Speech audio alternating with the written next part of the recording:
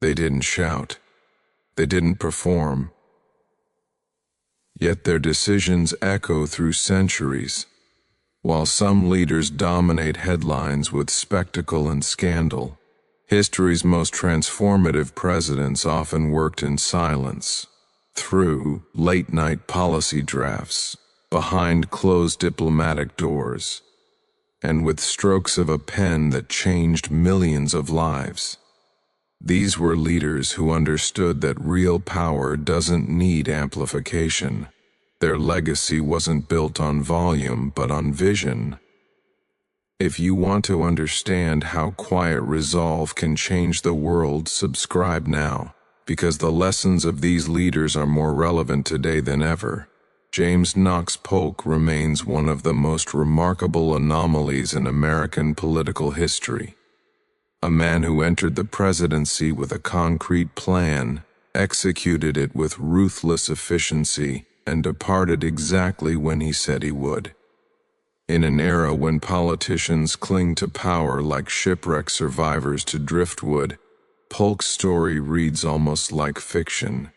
He didn't seek glory. He didn't build a cult of personality. He didn't spend his presidency positioning himself for the next election or crafting his legacy through carefully staged moments. He simply made promises, kept them, and walked away. His presidency stands as a powerful reminder that clarity of purpose can accomplish more in 4 years than decades of political maneuvering. When Polk accepted the Democratic nomination in 1844, he was hardly the party's first choice. He emerged as a dark horse candidate, the first in American history, after the convention deadlocked between former President Martin Van Buren and Lewis Cass. The delegates turned to Polk almost out of desperation, hoping this former Speaker of the House in Tennessee, governor, could unite the fractured party. What they got was something far more interesting than a compromise candidate. They got a man with a plan so specific that it would define every waking moment of his presidency. Polk's 4 goals were crystal clear from the moment he took office. First, he would reduce tariffs and reform the banking system. Second, he would settle the Oregon boundary dispute with Britain. Third, he would acquire California from Mexico. Fourth, he would establish an independent treasury system. These weren't vague aspirations or campaign platitudes. They were measurable objectives with clear endpoints. You could check them off a list, and that's exactly what Polk intended to do. The tariff issue came first. The tariff of 1842 had raised rates to protect American manufacturing, but it also raised prices for consumers and angered Southern agricultural interests who depended on exports. Polk wanted a tariff for revenue only, not protection. He worked tirelessly with his Treasury Secretary, Robert J. Walker, to craft the Walker Tariff of 1846. The bill reduced rates significantly, shifting American trade policy toward free trade. It passed by a single vote in the House and required Vice President George Dallas to break a tie in the Senate. Polk got his tariff reform. 1 goal down. The Oregon question presented a genuine risk of war with Britain.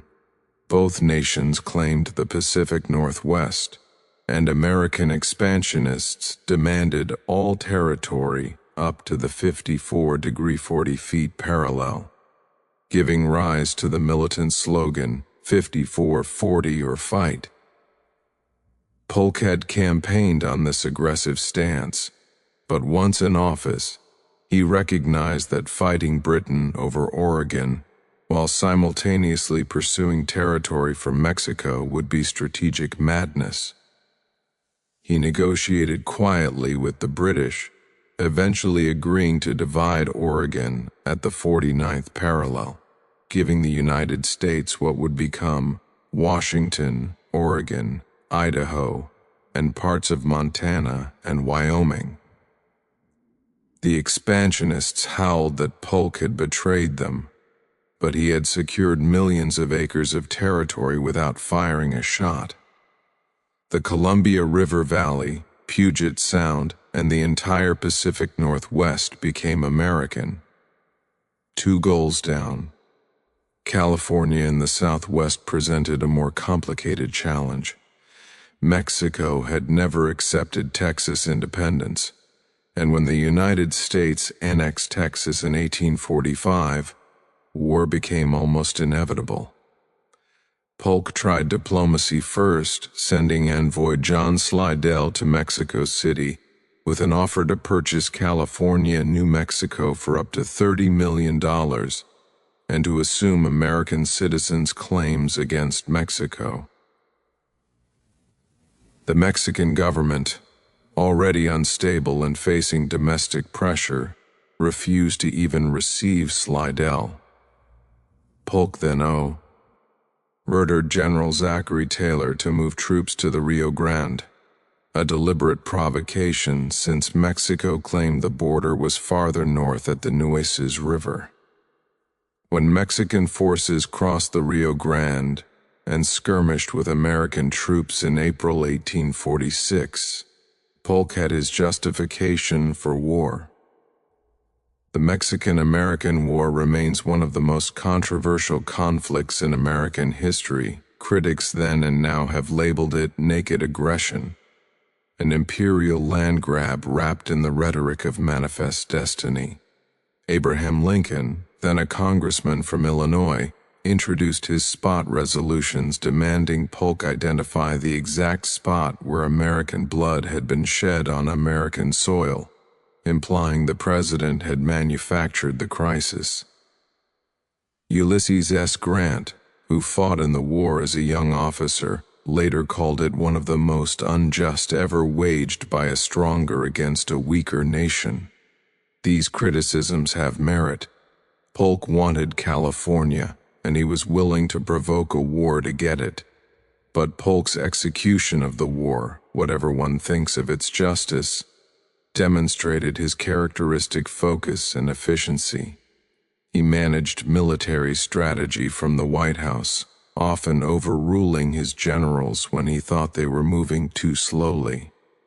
He navigated complex political waters, as Whig generals like Zachary Taylor and Winfield Scott won victories that made them presidential contenders, while Polk remained deeply unpopular.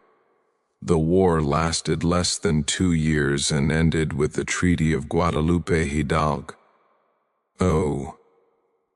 In February 1848, which gave the United States California, Nevada, Utah, most of Arizona, and New Mexico, and parts of Colorado and Wyoming. Combined with the Oregon settlement, Polk had added more than 1 million square miles to the United States, expanding the nation to the Pacific Ocean from sea to shining sea.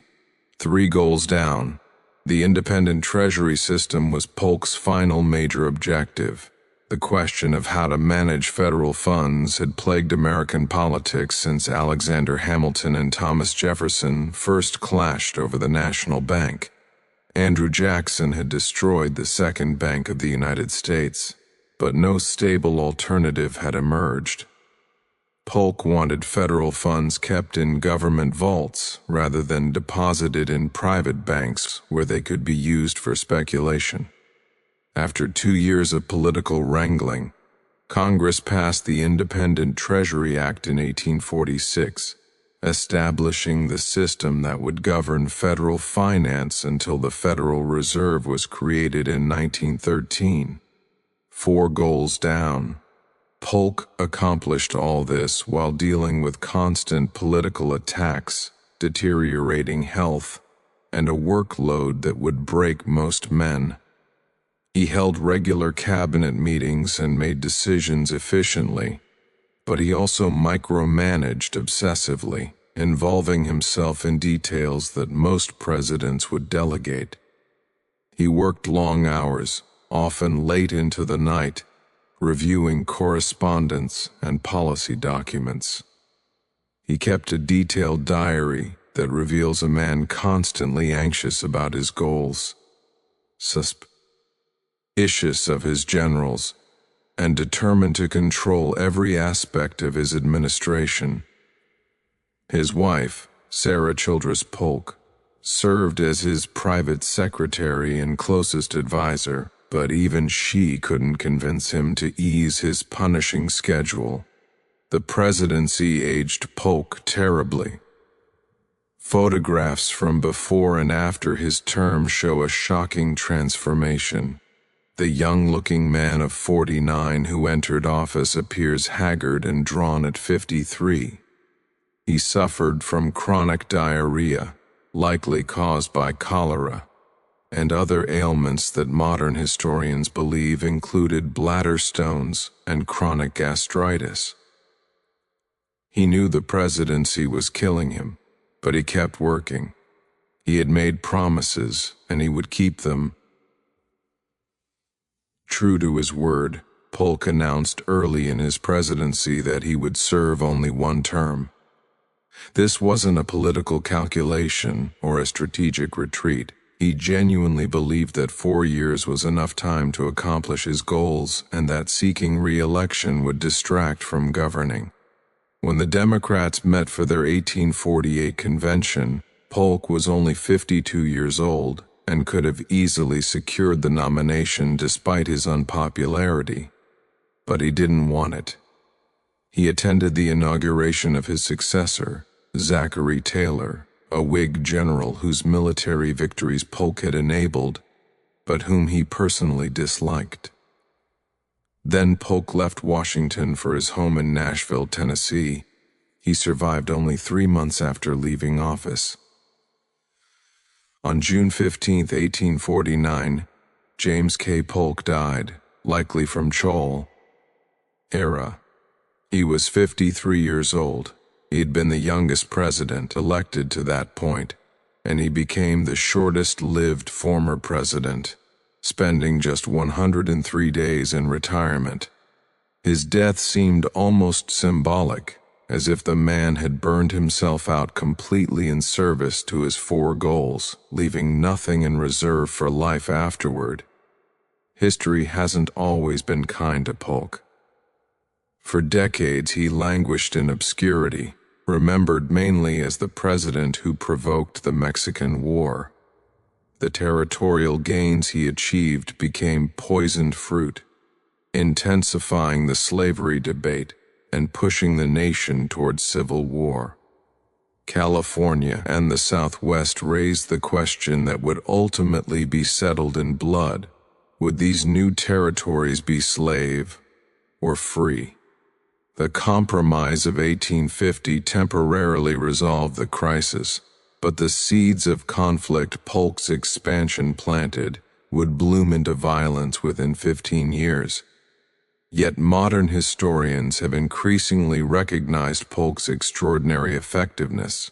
In scholarly rankings of presidents, he consistently places in the top tier, often in the top 15 and sometimes in the top 10. Why? Because by the narrow measure he set for himself, he succeeded completely. He promised 4 things and delivered 4 things. He didn't get distracted. He didn't pivot to chase approval ratings. He didn't abandon difficult goals when they became unpopular. He simply executed his plan. Polk's presidency offers lessons that resonate far beyond his era. In a politic culture obsessed with personality, performance, and perpetual campaigning, Polk demonstrated that substance can triumph over style. He had no charisma. He was a terrible public speaker. He made few friends and many enemies. He didn't care. He had work to do, and popularity couldn't be allowed to interfere with that work. His willingness to walk away from power stands in even starker contrast to modern political behavior. Today's politicians often view office not as a temporary responsibility, but as a career, an identity, even a birthright. They run for re-election automatically, as if the office belongs to them rather than serving at the pleasure of the people. Polk saw the presidency as a job with specific tasks. Once those tasks were complete, the job was done. Staying longer would serve only his ego, not the nation. There's something almost superhuman about Polk's focus, but also something deeply human about his limitations. He worked himself to death, literally. He couldn't delegate. He couldn't step back and let others handle details. His obsessive control contributed to his effectiveness, but also to his early grave. His presidency raises uncomfortable questions about the price of achievement, and whether such single-minded dedication represents wisdom or obsession. The expansion Polk achieved transformed America into a continental power, but it came at an enormous cost. Thousands died in the Mexican War, a conflict that modern eyes correctly see as imperialism regardless of the legal justifications Polk offered. The territorial gains accelerated the slavery crisis, making the Civil War more likely and more devastating when it came. Native Americans in the newly acquired territories suffered displacement and violence as American settlement followed the flag westward. California's acquisition led to the gold rush, which brought prosperity to many but devastation to California's indigenous peoples. Yet for all these complications and moral ambiguities, Polk's core achievement remains undeniable. He said what he would do, and he did it. In an age of broken promises and abandoned commitments, that clarity of purpose carries its own power. Polk proved that charisma isn't destiny, that flashy rhetoric matters less than concrete action, and that a leader with a clear plan and iron will can accomplish more in 4 years than a popular personality might achieve in 8. When we celebrate leadership today, we often focus on vision and inspiration, on the ability to move crowds and dominate media cycles. Polk had none of these qualities. What he had was a list, and the determination to check every item off that list regardless of personal cost. His presidency reminds us that sometimes the quiet achievers change history more than the loudest voices ever could. Calvin Coolidge entered the presidency under the darkest of circumstances. Sworn in by his father at 2:47 in the morning by the light of a kerosene lamp, after Warren Harding's sudden death in August 1923. The scene was almost mythically American, a Vermont farmer administering the oath of office to his son in a small farmhouse, while the rest of the nation slept. No photographers captured the moment. No crowd witnessed it, just a father, a son, and the weight of the presidency passing between them in silence. It was perfect foreshadowing for what would become one of the most unusual presidencies in American history, led by a man who believed that the best government was the one that governed least. Coolidge's silence was legendary long before he reached the White House. As a young lawyer in Massachusetts, he spoke so infrequently that clients sometimes wondered if he was listening. As a state legislator and later as governor, he gave speeches that were models of brevity, stripping away every unnecessary word until only the essential meaning remained. When he did speak, people listened precisely because they knew he wouldn't waste their time. His silence wasn't shyness, though he was naturally reserved. It was strategic, philosophical even. Coolidge believed that most problems solved themselves if you gave them enough time, and that most government interventions made things worse rather than better. The famous anecdotes about his taciturnity are numerous and delightful. A dinner companion once bet she could get him to say more than 2 words during the meal. Coolidge replied, "You lose." When a woman told him she had bet she could get him to talk, he said nothing. Ask D. why he attended so many social functions if he disliked them. He replied, "Got to eat somewhere." His wife, Grace, was warm and charming, a perfect complement to her husband's reserve.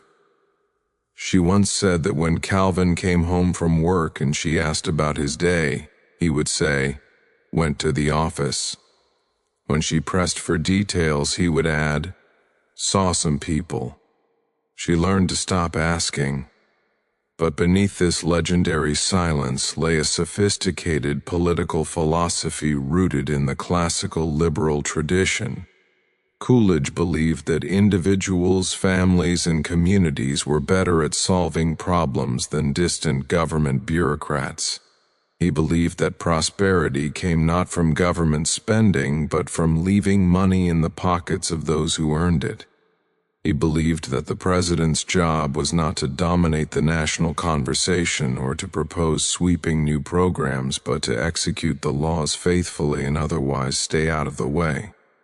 In an era when progressivism was reshaping American politics and expanding the role of government, Coolidge stood athwart history yelling, in his characteristically quiet voice, "Stop!" When Coolidge assumed the presidency, the federal budget was approximately $3 billion, swollen by World War I and the subsequent Reconstruction efforts. The national debt stood at over $22 billion. Tax rates remained at wartime levels, with the top marginal rate at 73%. Coolidge looked at these numbers and saw both a moral failing and an economic drag.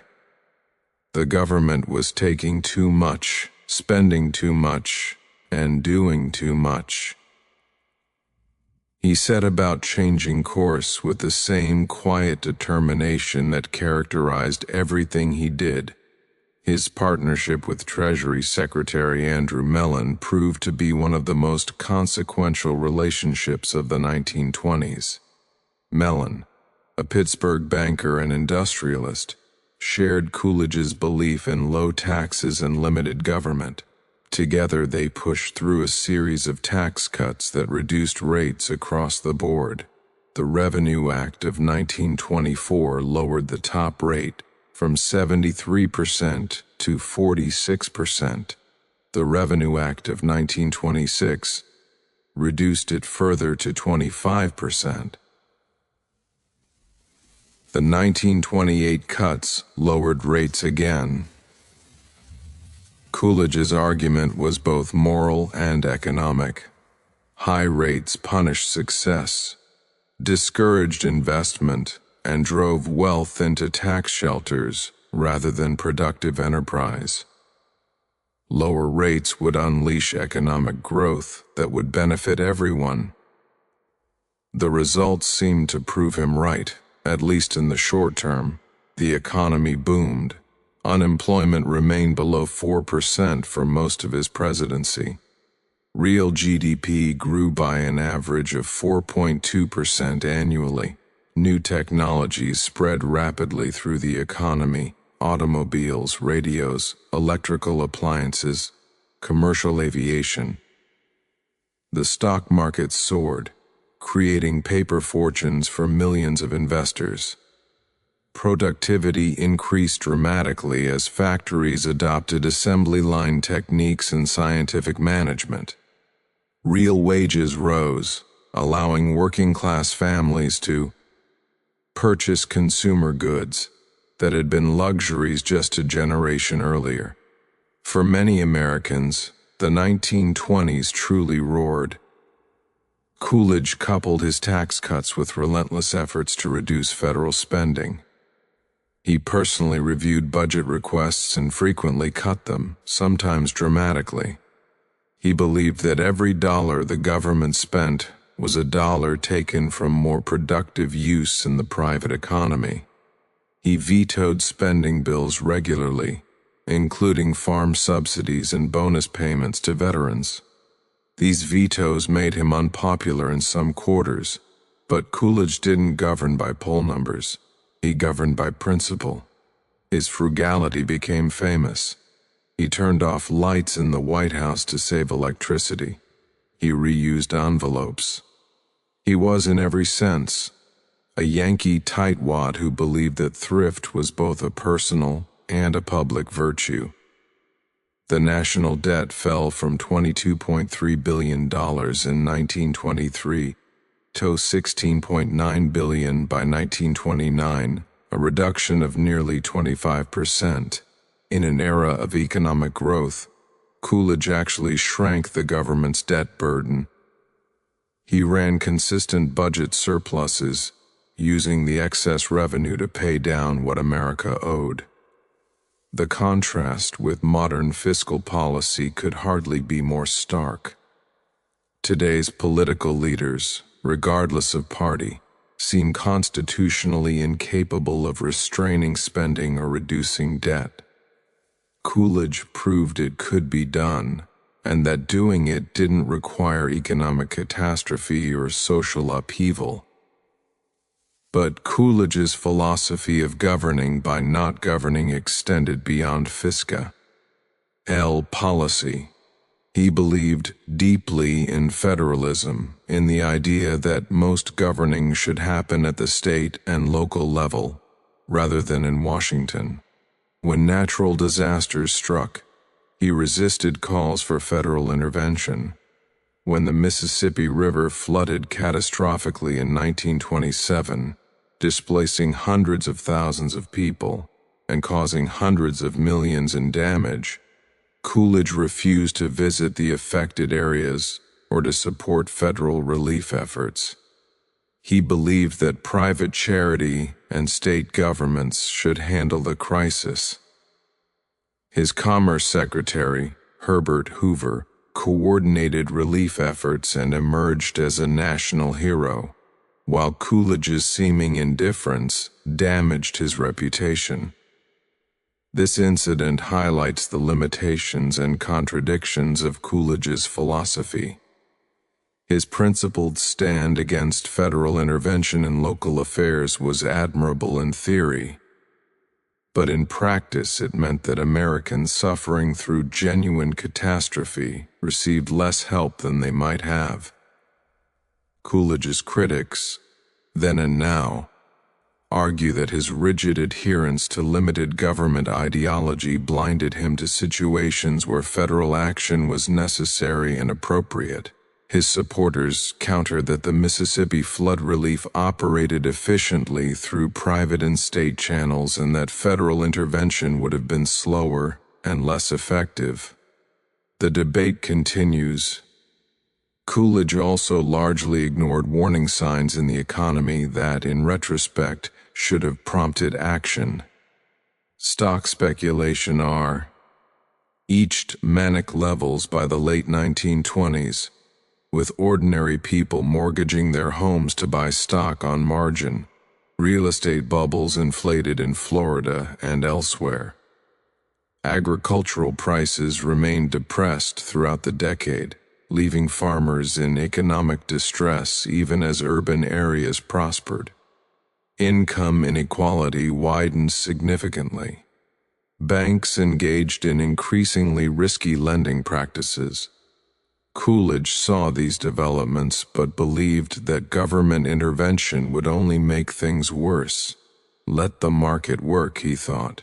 If there were excesses, the market would correct them naturally. This faith in market self-correction proved tragically misplaced. The stock market crashed in October 1929, 7 months after Coolidge left office. The Great Depression that followed, was the worst economic catastrophe in American history, throwing millions out of work and destroying lives and fortunes across the nation. To what extent was Coolidge responsible? This question has occupied historians and economists for decades. Some argue that his tax cuts and deregulatory policies created the speculative bubble that inevitably burst. Others contend that monetary policy errors by the Federal Reserve, not Coolidge's fiscal policies, caused the Depression.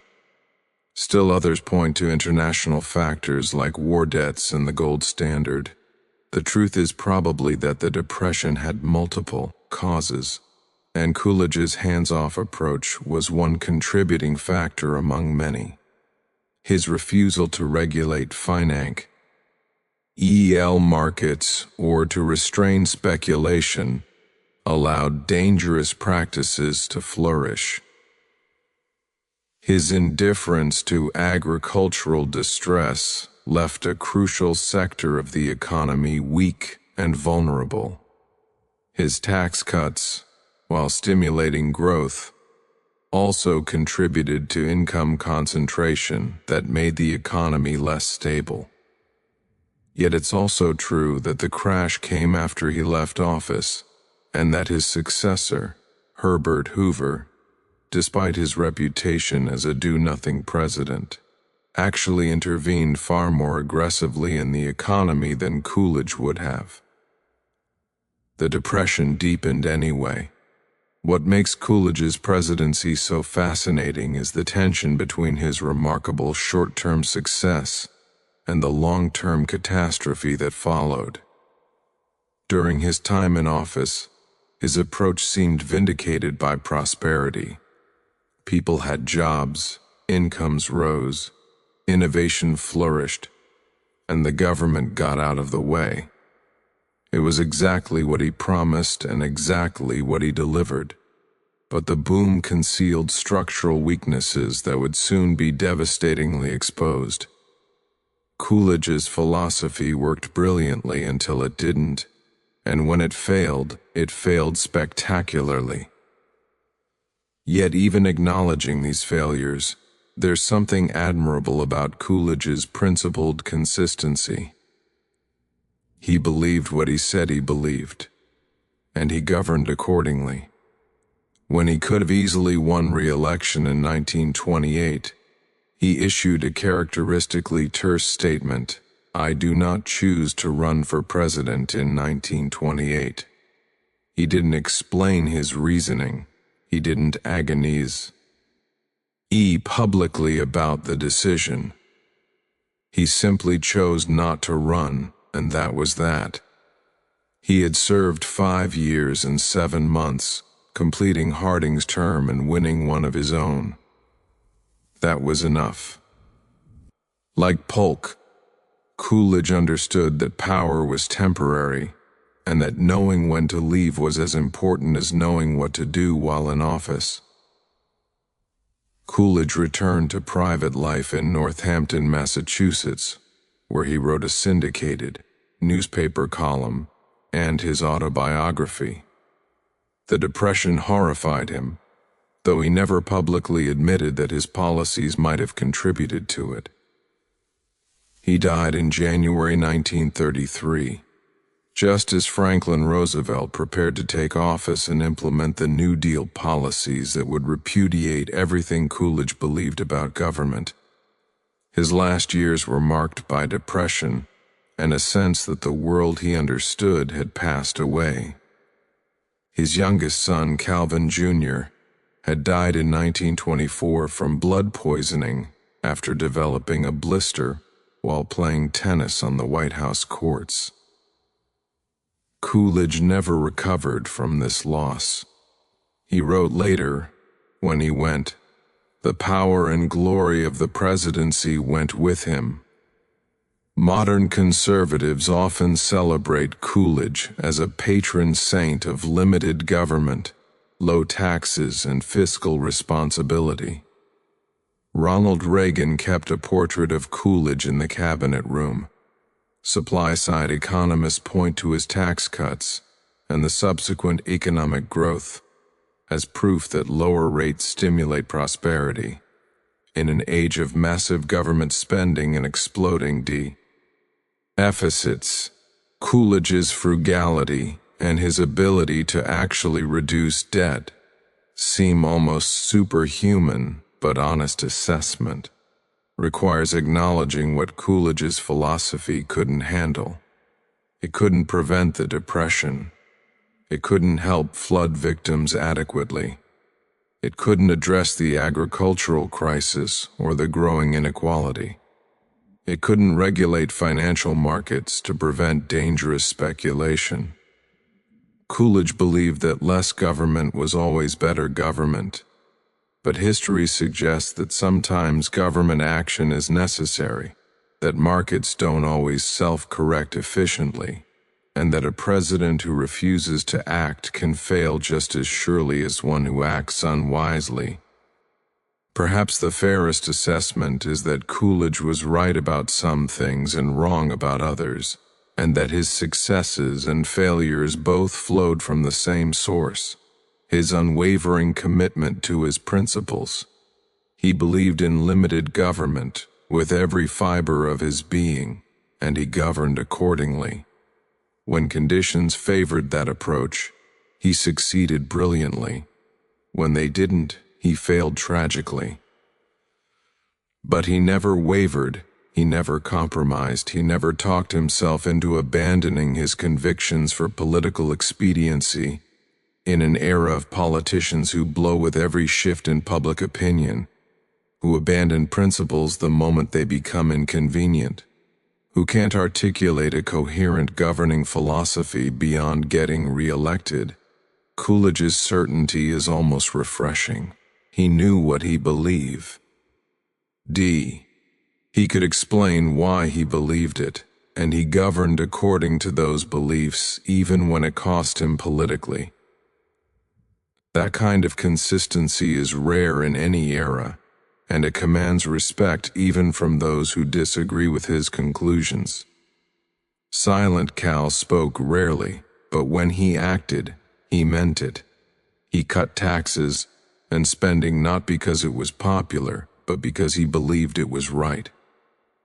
He refused to run for re-election, not because he couldn't win, but because he thought he'd done enough.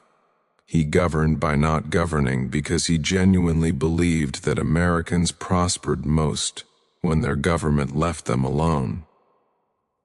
History has judged some of these choices wise and others catastrophic, but no one has ever questioned whether Coolidge believed what he was doing, or whether he did it quietly, efficiently, and without fanfare. Dwight David Eisenhower might be the most underestimated president in American history, a man who succeeded so completely in disguising his political mastery that historians spent decades believing he was lazy, disengaged, and intellectually limited. He wanted them to think that. He cultivated an image of the genial grandfather figure who preferred golf courses to policy meetings, who mangled syntax in press conferences, who seemed content to let his staff run the government while he smiled and waved. It was all performance, a carefully constructed facade that allowed him to control policy from behind the scenes while his opponents underestimated him. Political sigh. Entist Fred Greenstein called it the hidden hand presidency, and once you understand the strategy, Eisenhower's 8 years in office look completely different. Eisenhower came to the presidency with unparalleled credentials. As Supreme Commander of Allied forces in Europe during World War II, he had coordinated the D-Day invasion and led the Western Allies to victory over Nazi Germany. He had managed egos as large as Churchill, de Gaulle, Patton, and Montgomery. He had made life and death decisions affecting millions. He understood grand strategy, logistics, intelligence, and the terrible calculus of war better than perhaps anyone alive. Yet when he entered politics, he played the role of political amateur, the humble soldier answering his country's call. He fumbled questions at press conferences. He delegated authority to his staff. He seemed almost bewildered by the complexity of domestic policy. His critics, especially Democrats and liberal intellectuals, dismissed him as a figurehead who had stumbled into power on the strength of his military record. They were spectacularly wrong. Eisenhower had studied politics and power for decades. He had served as Army Chief of Staff and as President of Columbia University. He had been Supreme Commander of NATO. He understood how institutions worked, how to build consensus, how to achieve objectives while letting others take credit. His bumbling press conference performances were often deliberate. When he didn't want to answer a key question, he would launch into a rambling, confusing response that left reporters scratching their heads. His Chief of Staff, Sherman Adams, once said that Eisenhower was a far more complex and devious man than most people realized. And in the best sense of those words, the Korean War presented Eisenhower's first major test. The conflict had stalemated by 1952, with American, South Korean, and UN forces facing Chinese and North Korean armies across a devastated peninsula. Peace talks had dragged on for months with no resolution. Americans were tired of the war, tired of the casualties, and desperate for an end. Eisenhower had campaigned on a promise to go to Korea, which he did shortly after his election. But promising to end a war and actually ending it are different things entirely. Eisenhower understood that neither complete victory nor humiliating defeat was acceptable. The Chinese were willing to continue fighting indefinitely. A massive offensive to reunify Korea under Seoul's control would require hundreds of thousands more American troops and risk direct conflict with the Soviet Union. Accepting communist control of the entire peninsula was politically impossible and would devastate American credibility in Asia. Eisenhower needed a negotiated settlement, but the Chinese showed no urgency to compromise, so Eisenhower made them urgent. Through diplomatic channels, he let it be known that if peace talks didn't produce results soon, the United States might consider using nuclear weapons. He moved nuclear-capable bombers to Okinawa. He had his Secretary of State, John Foster Dulles, publicly hint at expanded military operations.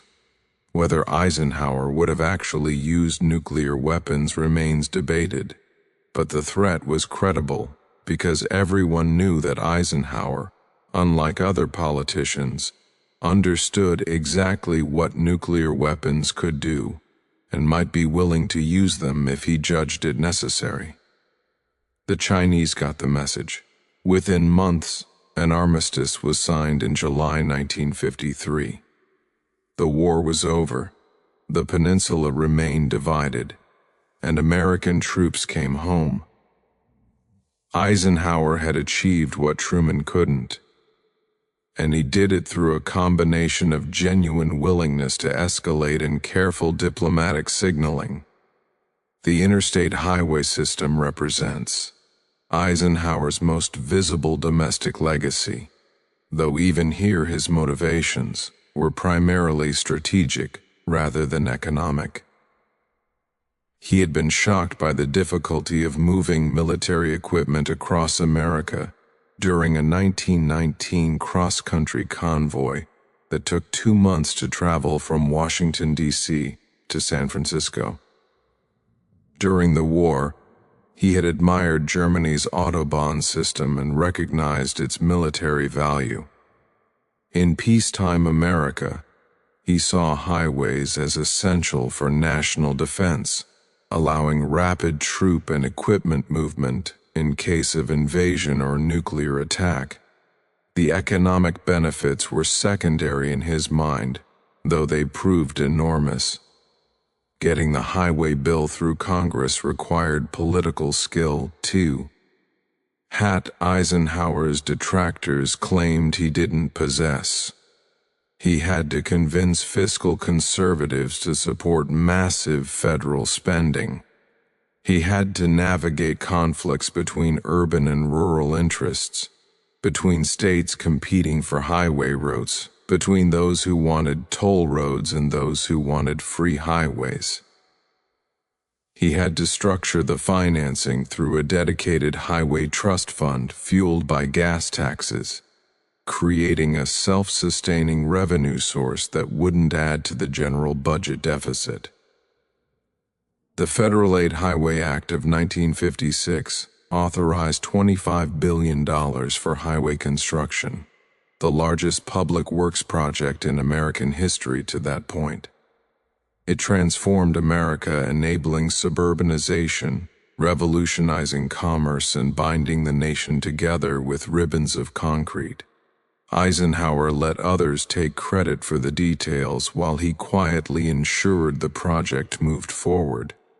But Eisenhower's most impressive achievements came in what he didn't do, in the military interventions he avoided despite enormous pressure.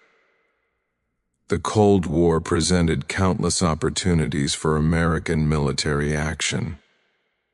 Every communist advance, every insurgency, every crisis seemed to demand American troops. Eisenhower's advisors, the Joint Chiefs of Staff, members of Congress, and public opinion often pushed for intervention. Eisenhower, the most decorated general of his generation, repeatedly said no. When the French garrison at Dien Bien Phu faced defeat in Vietnam in 1954, both the French and many American officials begged Eisenhower to intervene with American air power or even ground troops. The domino theory suggested that if Vietnam fell to communism, all of Southeast Asia would follow.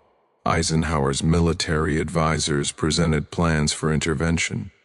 The chairman of the Joint Chiefs suggested that tactical nuclear weapons might be necessary. Eisenhower refused.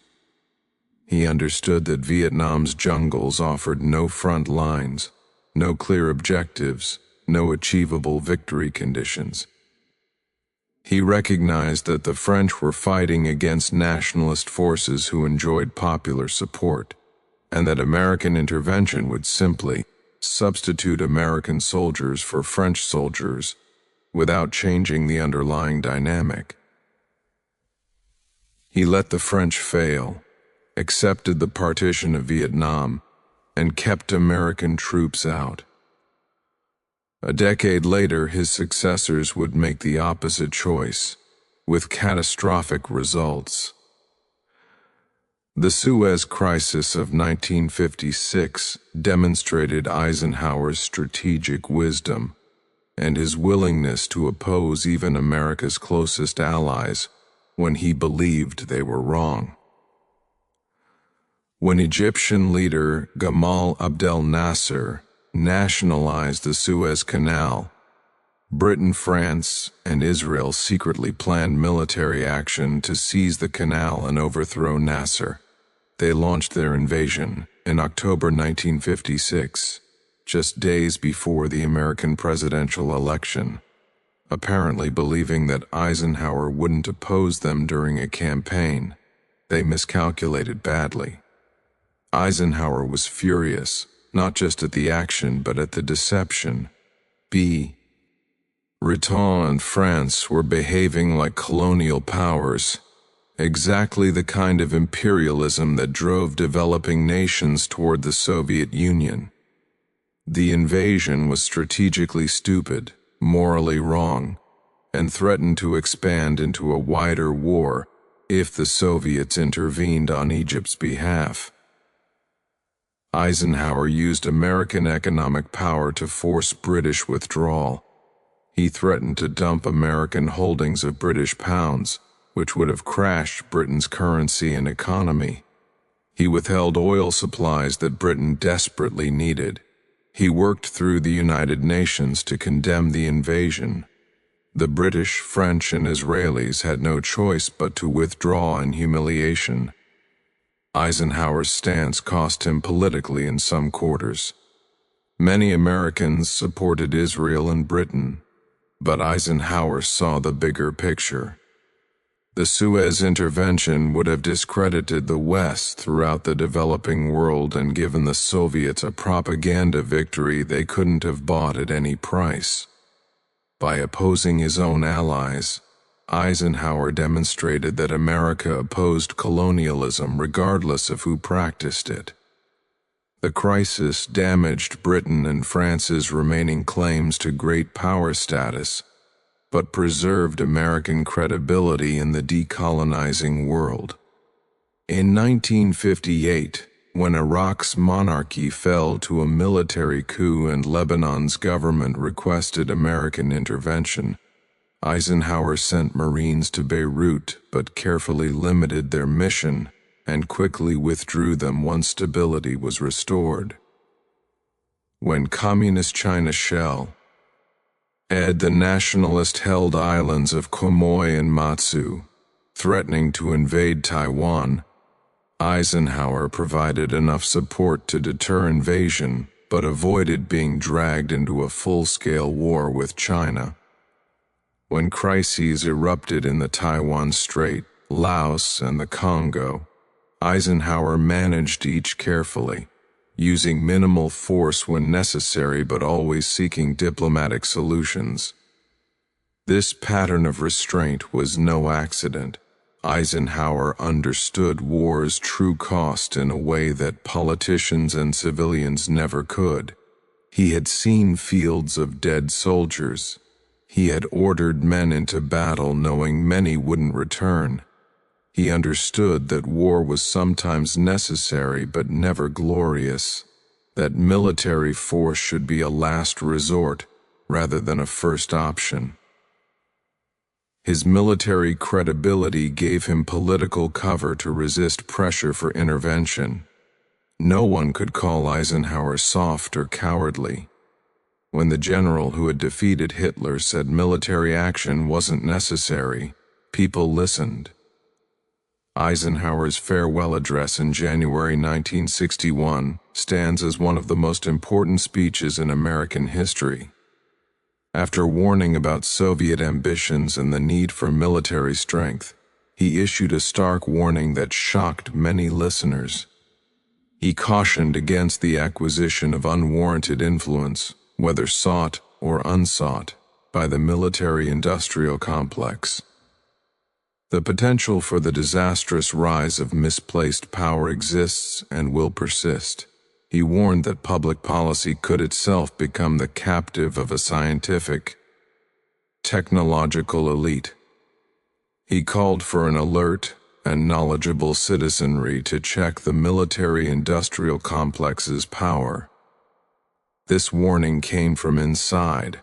Eisenhower had worked with defense contractors, weapons manufacturers, and military leaders his entire career. He understood how the system worked, how companies and military services lobbied for new weapons systems, how research grants and defense contracts influenced universities and scientists, how congressmen fought for defense jobs in their districts, how a permanent war economy was emerging that had interests independent of actual national security needs. He saw the danger that military spending could become self-perpetuating, driven by profit and bureaucratic momentum rather than genuine threats. History has vindicated Eisenhower's warning repeatedly.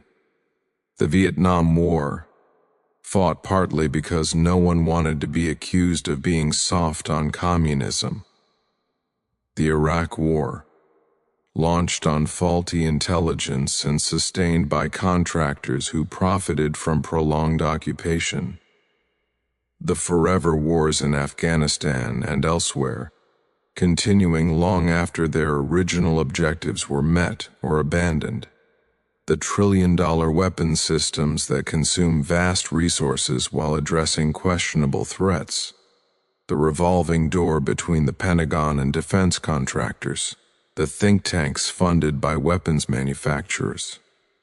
All of this is exactly what Eisenhower warned against. Yet Eisenhower's warning went even deeper. He understood that a permanent military establishment changed American society in fundamental ways. It centralized power in Washington. It made secrecy routine. It created constituencies that benefited from tension and conflict. It shifted resources from civilian needs to military purposes. It made war not an aberration but a normal state of affairs.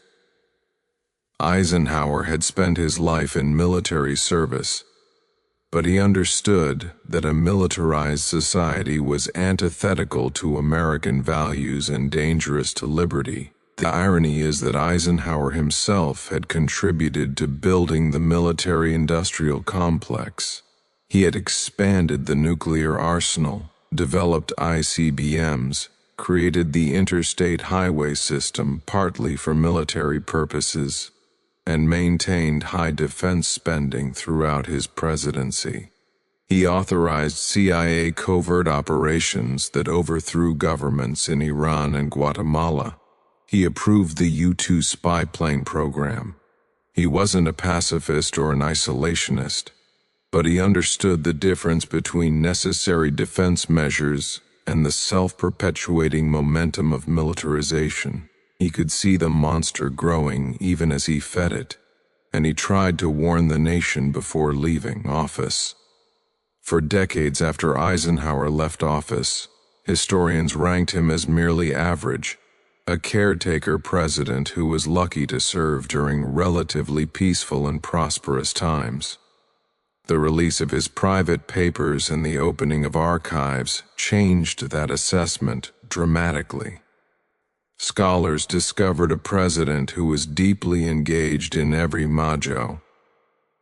decision, who read voraciously, who wrote detailed memos analyzing complex policy questions, who conducted sophisticated political operations while maintaining plausible deniability. The fumbling grandfather was a mask. Behind it was a strategic genius who understood power better than almost anyone. Eisenhower's presidency teaches that leadership doesn't always look like leadership. He didn't give soaring speeches. He didn't dominate headlines. He didn't seek dramatic confrontations or historic breakthroughs. He managed crises quietly, avoided wars skillfully, and left office with the nation at peace and prosperous. His greatest achievements were disasters that never happened, wars that were never fought, crises that were resolved without catastrophe. This kind of success is nearly invisible. You can't point to it the way you can point to a new law or a military victory.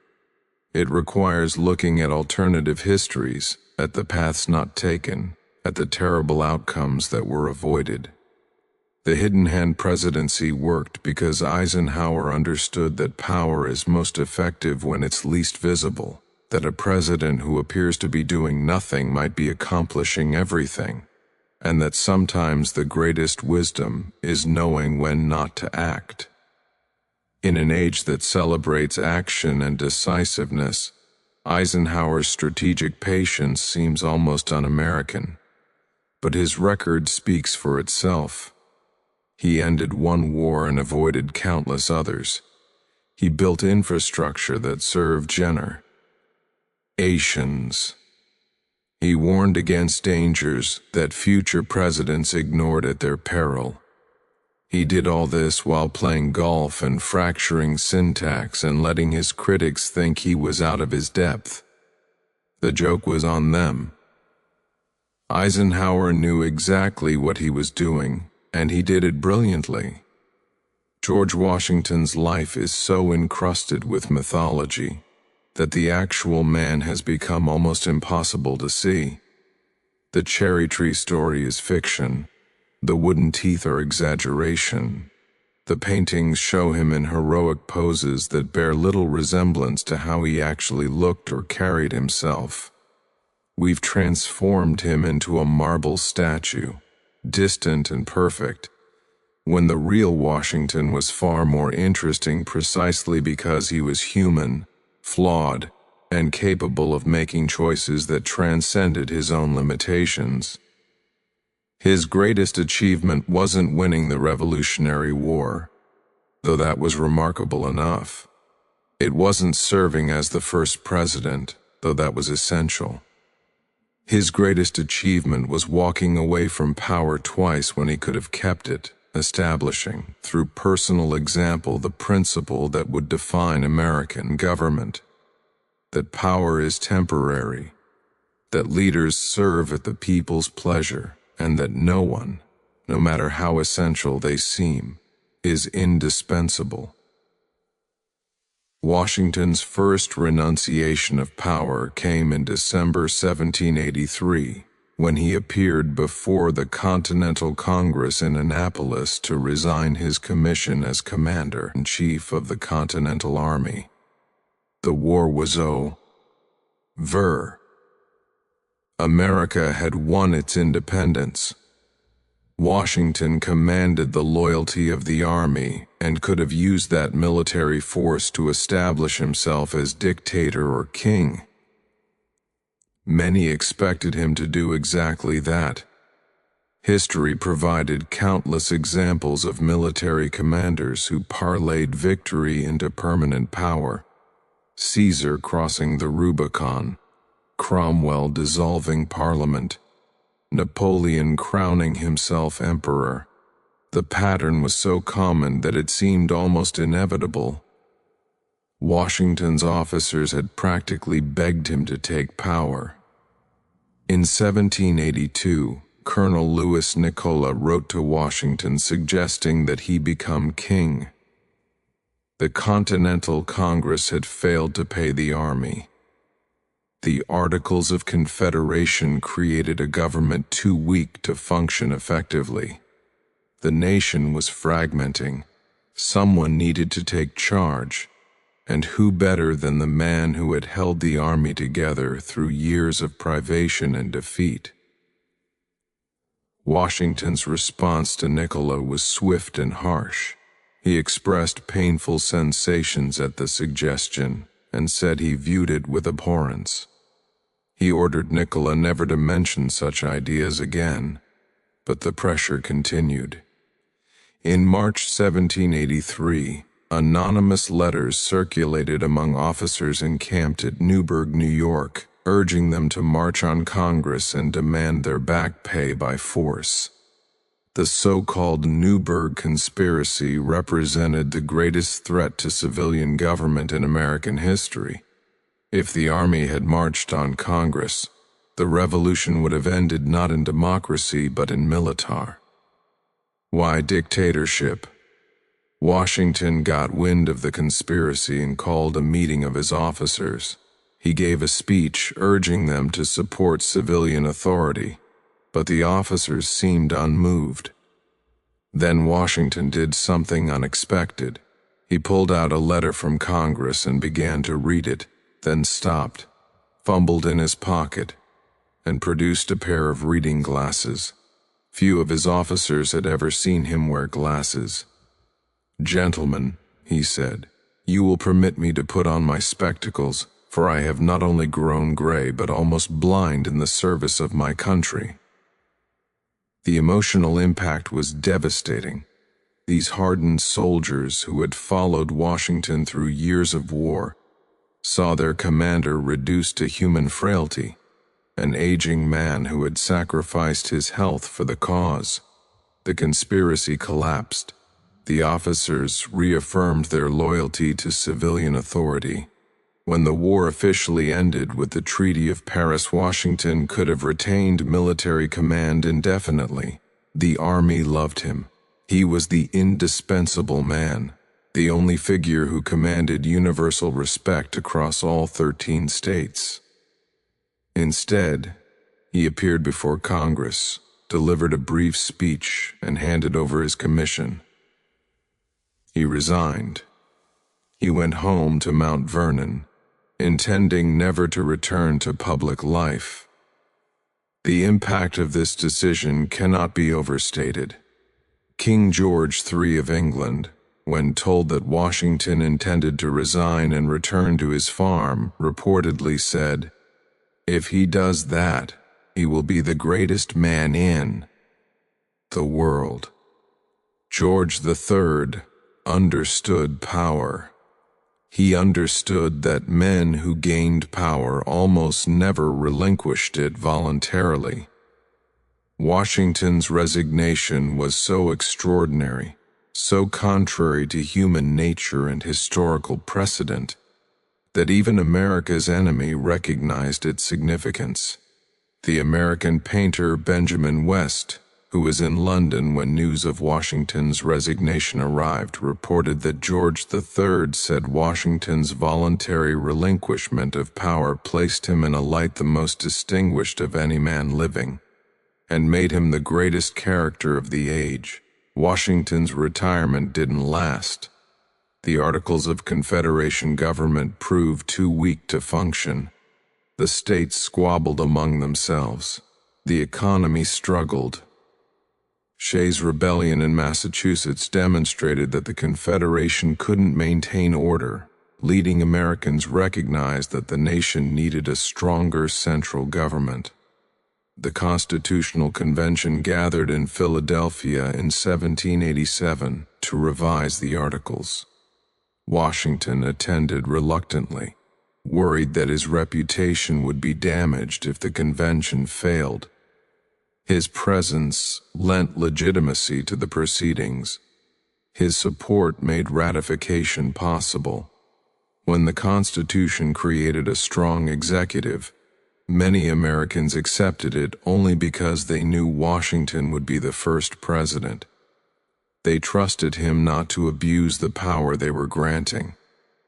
Washington won the presidency unanimously in 1789. The only president ever to achieve this. He could have refused. He was 57 years old and declining health, and genuinely wanted to remain at Mount Vernon. But he understood that the Constitution's success depended on proper implementation, and that he was the only person who could unite the fractious new nation. So he accepted, making the difficult journey from Virginia to New York, the temporary capital, where he was sworn in on April 30th, 1789. Everything Washington did as president established precedent.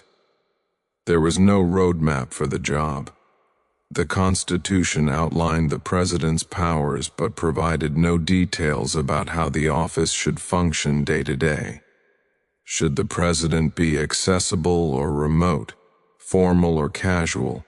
How should he interact with Congress, with foreign governments, with ordinary citizens? Every choice Washington made would set the standard for his successors. He understood this responsibility acutely and approached it with characteristic seriousness. Washington chose to establish a formal, dignified presidency. He held weekly levees where citizens could meet him, but he remained somewhat distant, refusing to shake hands. He wanted the presidency to command respect without becoming monarchical. He rode through the streets in a cream-colored carriage drawn by 6 horses, wearing a black velvet suit with gold buckles. Some critics accused him of putting on aristocratic airs. Washington believed that the presidency needed ceremony and dignity to function effectively, but he was careful never to excess. any title beyond Mr. President. Some in Congress wanted to call him His Highness or His Excellency. Washington rejected such pretension. His cabinet meetings established the precedent of presidential advisors. The Constitution mentioned executive departments, but didn't specify how they should function. Washington created the cabinet as an advisory body, choosing brilliant but opposed advisors. Thomas Jefferson as Secretary of State and Alexander Hamilton as Secretary of the Treasury disagreed on virtually everything, and their conflicts within Washington's cabinet established the party system that the founders hadn't anticipated and didn't want, but which became fundamental to American politics. Washington's decision to remain neutral in foreign conflicts established American foreign policy for generations. When revolutionary France went to war with Britain in 1793, both sides expected American support. France argued that America owed them assistance for their help during the Revolutionary War. Britain was America's largest trading partner. Jefferson and his Democratic Republican followers supported France. Hamilton and the Federalists leaned toward Britain. Washington issued a neutrality proclamation declaring that America would remain neutral in European conflicts. This decision was politically costly but strategically essential. America in 1793 was too weak to involve itself in European wars. Washington understood that neutrality would allow the young nation to grow stronger. His farewell address later formalized this principle, warning against permanent alliances and urging America to focus on its own development. The Whiskey Rebellion of 1794 presented Washington's greatest domestic crisis. Farmers in western Pennsylvania refused to pay Hamilton's excise tax on whiskey and attacked federal tax collectors. Washington faced a choice: allow the rebellion to succeed, proving that the federal government couldn't enforce its laws, or suppress it with military force, demonstrating that the Constitution gave the government real power. Washington chose force. He personally led 13,000 militiamen into western Pennsylvania, the only sitting president to lead troops in the field. The rebellion collapsed without significant violence, but Washington had made his point. The federal government under the Constitution possessed real authority and would use it to enforce the law. But Washington's most important precedent came at the end of his presidency. By 1796, he was 64 years old and exhausted. He had been the nation's central figure for 2 decades. The presidency had aged him terribly. His health was declining. His teeth, always problematic, caused constant pain. He wore uncomfortable dentures made from hippopotamus ivory, human teeth, and metal springs. He missed Mount Vernon desperately. But beyond personal considerations, Washington believed fundamentally that no one should hold power indefinitely. He had seen how power corrupted. He believed in Republican virtue, in the idea that citizens should serve their country and then return to private life. Washington could have run for a 3rd term and won easily. No serious opposition existed. Most Americans still revered him as the father of the country. But Washington decided to retire just as he had resigned his military commission 13 years earlier. His decision wasn't legally required. The Constitution placed no limit on presidential terms. Washington chose to step down because he believed it was right. He wanted to establish the precedent that presidents were temporary servants of the people, not permanent rulers. His farewell address, published in September 1796, explained his decision, and offered advice to the nation. Written with Hamilton's help but expressing Washington's own thoughts, the address warned against political parties, sectional divisions, and foreign entanglements. It urged Americans to remain united, to preserve the Constitution, and to cultivate virtue among the people. The address became one of the founding documents of American political culture, read aloud in the Senate every year on Washington's birthday. The peaceful transfer of power from Washington to John Adams in March 1797 established perhaps the most important precedent of all. Washington attended Adams' inauguration, then left the capital and returned to Mount Vernon as a private citizen. The transition occurred without violence, without coup attempts, without constitutional crisis. Power passed from one president to another simply because the Constitution said it should.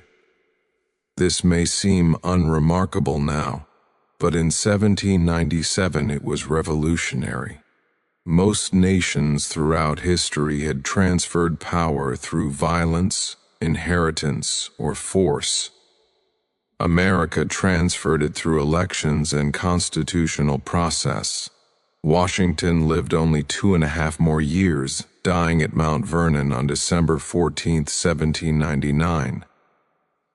He spent his brief retirement managing his plantation, corresponding with friends, and watching the nation he had helped create continue without him.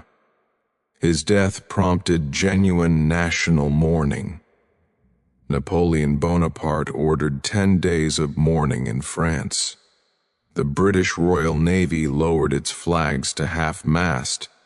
Henry Lee's congressional eulogy described Washington as first in war, first in peace, and first in the hearts of his countrymen. Washington's two-term precedent held for 144 years. Every president from Adams through Theodore Roosevelt either served 2 terms or less, with the unspoken understanding that Washington had established 2 terms as the proper limit.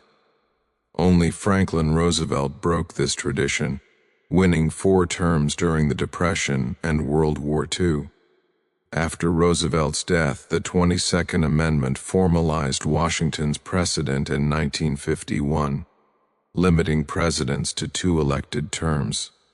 But the formal constitutional limit matters less than the principle Washington established. He demonstrated that American leaders served temporarily, that they were citizens who took on public duties and then returned to private life. He proved the Republic could survive leadership transitions, that no one was indispensable, that the system was stronger than any individual. These lessons seem obvious now, but only because Washington taught them through example. Washington was not a brilliant intellectual like Jefferson. He was not a political theorist like Madison. He was not a skilled orator like Patrick Henry. His military record, while ultimately successful, included many defeats and near disasters. He owned slaves, a moral stain that he only partially addressed by freeing them in his will. He could be vain, thin-skinned, and overly concerned with his reputation. He was, in other words, a flawed human being. But Washington possessed a quality rarer than brilliance: character. He understood duty. He understood sacrifice. He understood that true greatness lay not in acquiring power, but in using it properly and then giving it up. He could have been king. He could have been dictator. He could have been president for life. Americans would have accepted any of these. Instead, he chose to be a citizen, to establish the principle that in America, no one rules permanently. This choice required incredible self-restraint. Power is seductive. The belief that you're essential, that only you can lead properly, that the nation needs you. These thoughts have corrupted countless leaders throughout history. Washington felt these temptations. He knew he was the indispensable man, the only figure who could hold the nation together. But he also knew that if America was to succeed as a republic, it had to prove it could function without him. So he walked away, not once but twice, establishing through his actions the standard that would define American government. King George III was right. By voluntarily relinquishing power, Washington became the greatest character of his age, perhaps of any age. His renunciation of power was more remarkable than his battlefield victories, more important than his presidency. It was the act that made American democracy possible. Without Washington's example, without his demonstration that power in America would always be temporary, the constitutional system might have collapsed into dictatorship or monarchy within a generation. Instead, it has endured for more than 2 centuries, sustained by the precedent one man set by simply going home. Abraham Lincoln hated war with a depth that perhaps only someone who had lived through it could truly understand. He had seen the casualty lists. He had visited hospitals where boys missing limbs screamed through the night. He had written letters to mothers whose sons would never come home. He had made decisions that sent thousands to their deaths. The war consumed him, aged him, hollowed him out until the gaunt, haunted figure in photographs from 1865 bore little resemblance to the prairie lawyer who had taken office 4 years earlier. Yet Lincoln is remembered as the great emancipator, the man who preserved the Union, the wartime president whose resolve never wavered. The reality was far more complicated and far more human. Lincoln didn't want war. He spent every moment of his presidency seeking ways to end it, to find compromise, to restore the Union with as little bloodshed as possible. His reluctance, his uncertainty, his willingness to consider alternatives, these weren't weaknesses but sources of strength. They kept him human, kept him humble, kept him focused on the ultimate goal of reunion rather than vengeance. Lincoln came to the presidency in March 1861, facing an impossible situation. 7 southern states had already seceded. They had seized federal forts, arsenals, and customs houses. They had formed the Confederate States of America and elected Jefferson Davis as their president. Lincoln's predecessor, James Buchanan, had done essentially nothing, claiming the Constitution gave him no authority to prevent secession but also that secession was illegal. Lincoln inherited a crisis that had been years in the making, rooted in the fundamental contradiction at America's founding, the existence of slavery in a nation dedicated to liberty. Lincoln's own views on slavery and race were complex and evolved over time. He had always opposed slavery morally, but he had also believed for most of his political career that the Constitution protected slavery where it existed and that the federal government couldn't abolish it. He had supported gradual, compensated emancipation with colonization, the idea that freed slaves should be resettled outside the United States, in Africa, or the Caribbean. These views seemed paternalistic and racist to modern eyes, and they were. But they also represented a sincere attempt to find a middle path that would satisfy both anti-slavery Northerners and border state slaveholders whose support Lincoln desperately needed. In his first inaugural address, Lincoln tried desperately to prevent war. He assured the South that he had no intention of interfering with slavery where it existed. He acknowledged that the Constitution required the return of fugitive slaves. He appealed to the better angels of our nature and insisted that North and South were friends, not enemies. He pleaded with the South not to break the Union, arguing that secession was illegal and would be resisted, but also that he sought no conflict. The address was a masterpiece of conciliation, seeking every possible avenue to peace, while also establishing clear limits. Lincoln would not accept disunion, but he would not fire the first shot. The Confederates fired the first shot at Fort Sumter in Charleston Harbor on April 12, 1861. Lincoln called for 75,000 volunteers to suppress the rebellion. 4 more Southern states seceded.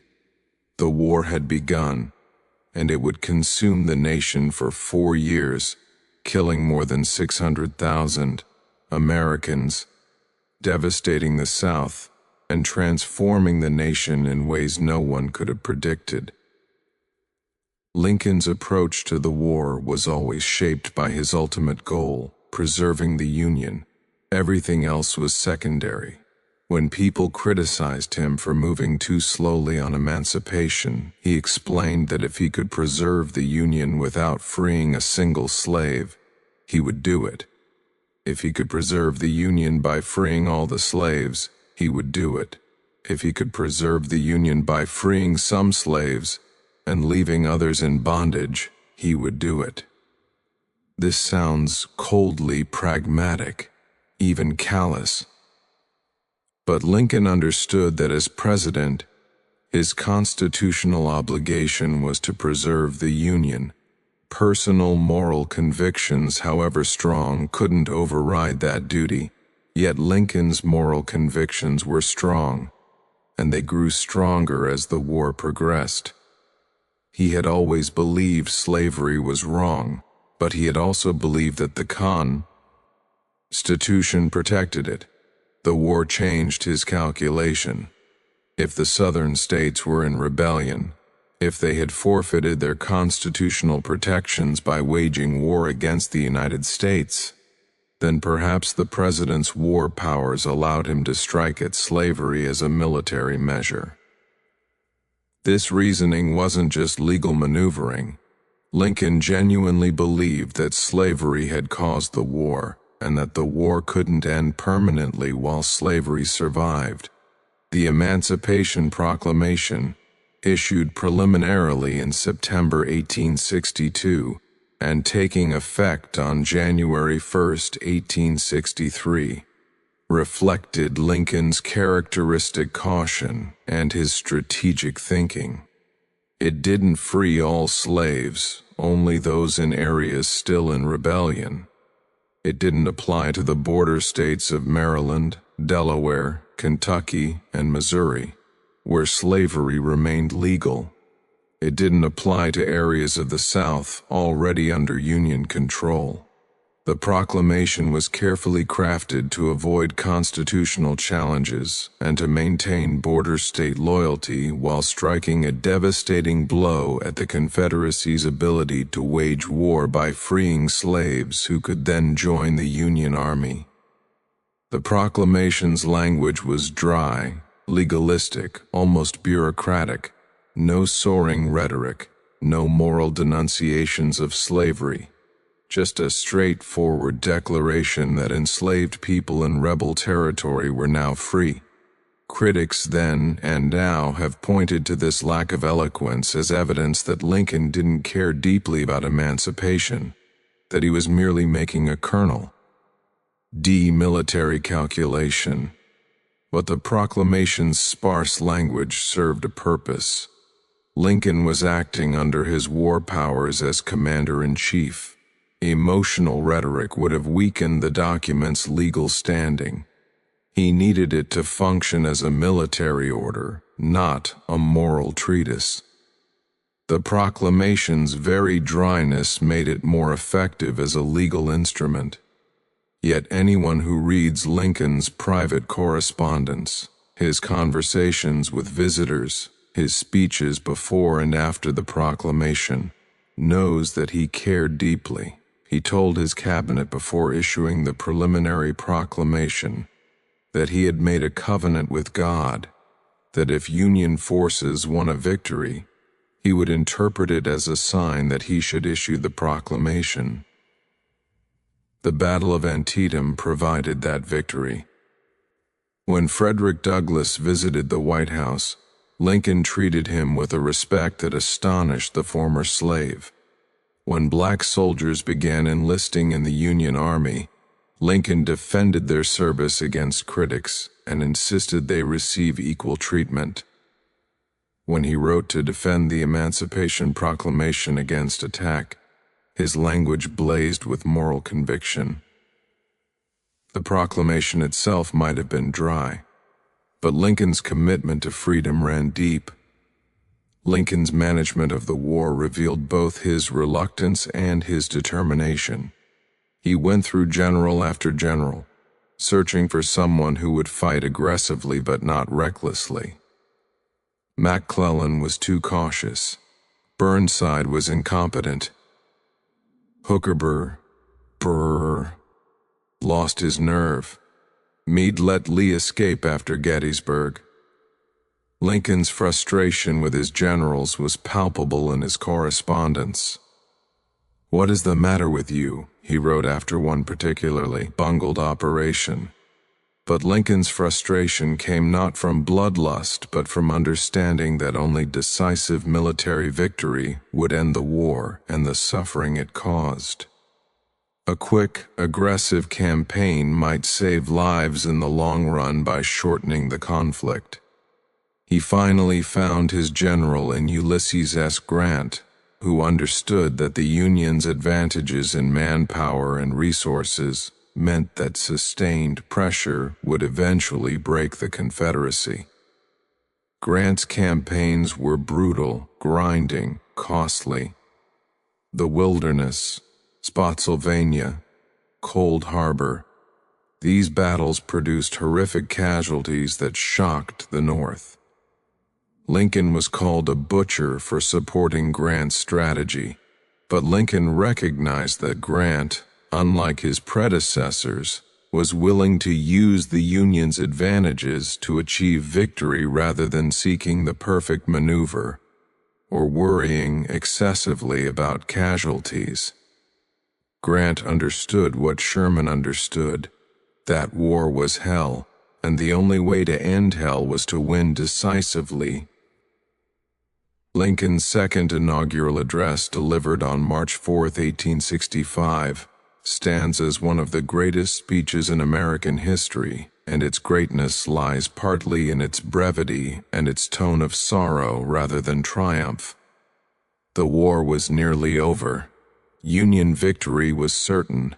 This was the moment for Lincoln to claim vindicati, to celebrate Northern righteousness, to condemn Southern treason.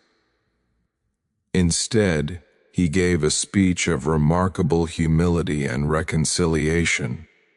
At just 701 words, the second inaugural address is the second shortest inaugural address in American history. Lincoln could have spoken, for an hour presidents often did, but he had little to say about policy or programs. The war had overshadowed everything, so Lincoln instead offered a meditation on the war's meaning, on divine providence, on the shared guilt of North and South for the sin of slavery. Both read the same Bible and pray to the same God, Lincoln observed, and each invokes his aid against the other. The line is almost comic in its acknowledgement of the absurdity of both sides claiming divine favor. Lincoln went further. It may seem strange that any men should dare to ask a just God's assistance in wringing their bread from the sweat of other men's faces, but let us judge not, that we be not judged.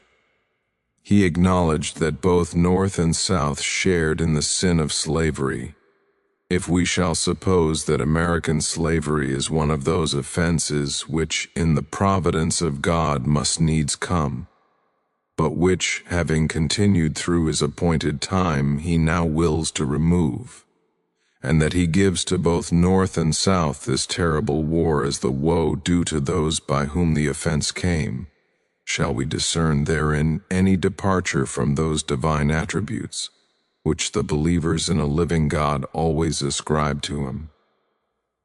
This passage is theologue, highly sophisticated and morally complex. Lincoln suggested that both North and South were being punished for the sin of slavery, that the war's terrible casualties were divine judgment on the entire nation, not just the South.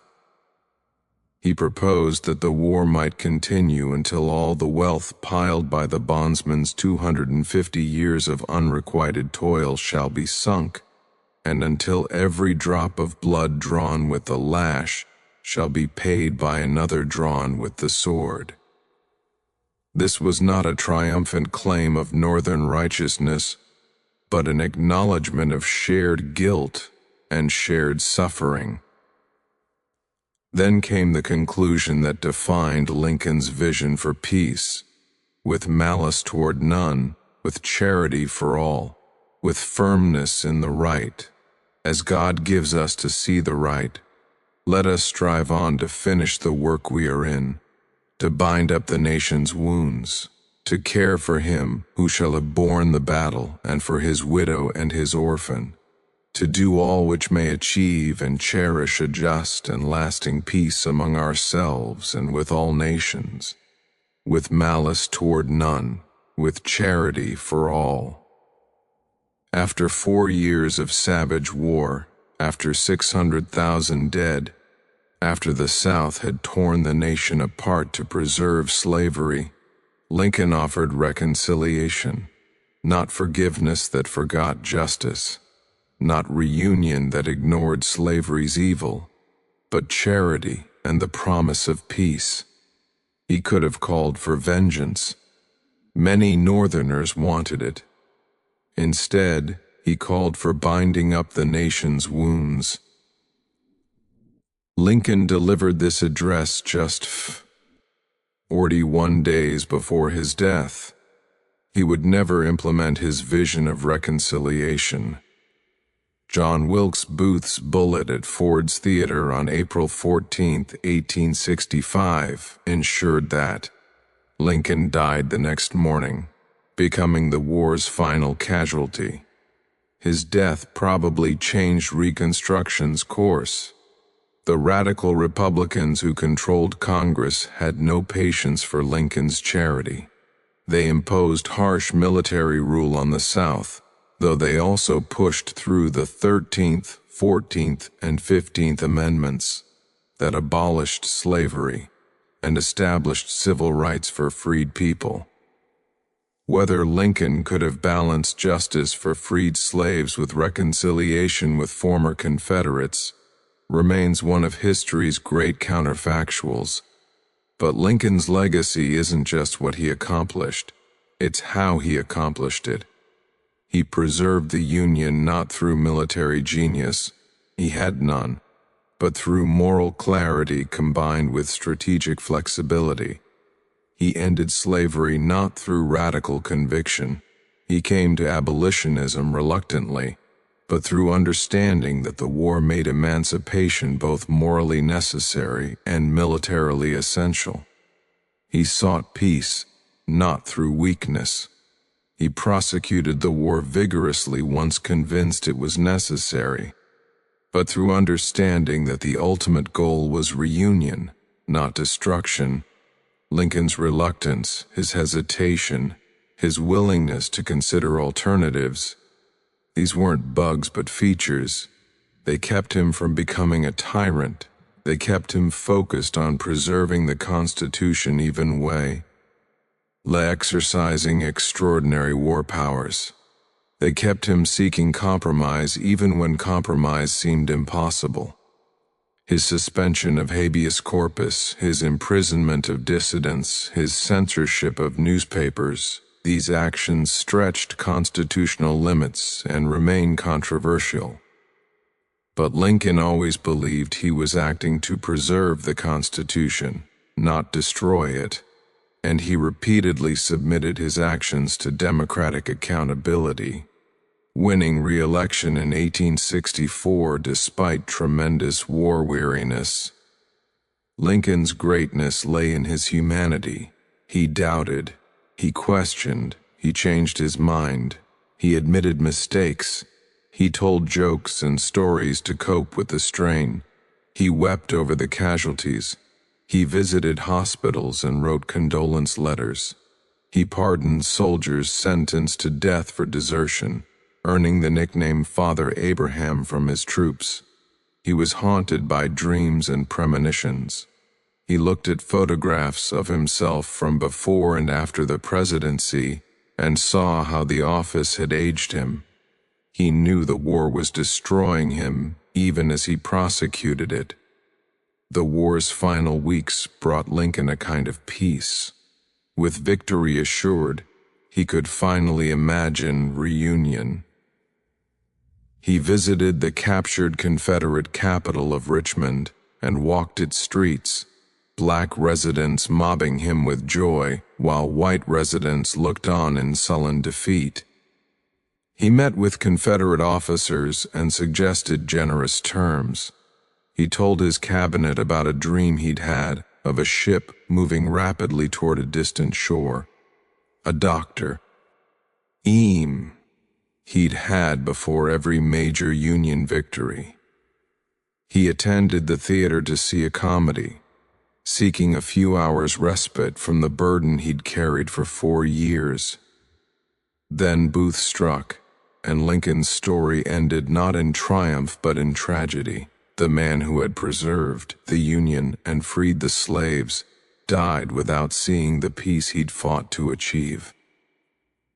His vision of reconciliation with malice toward none, with charity for all, remained unfulfilled. The reconstruction that followed was harsh, bitter, and ultimately incomplete. The freed slaves received legal freedom but not economic justice or true equality. The South was defeated but not transformed. The nation reunited but not reconciled.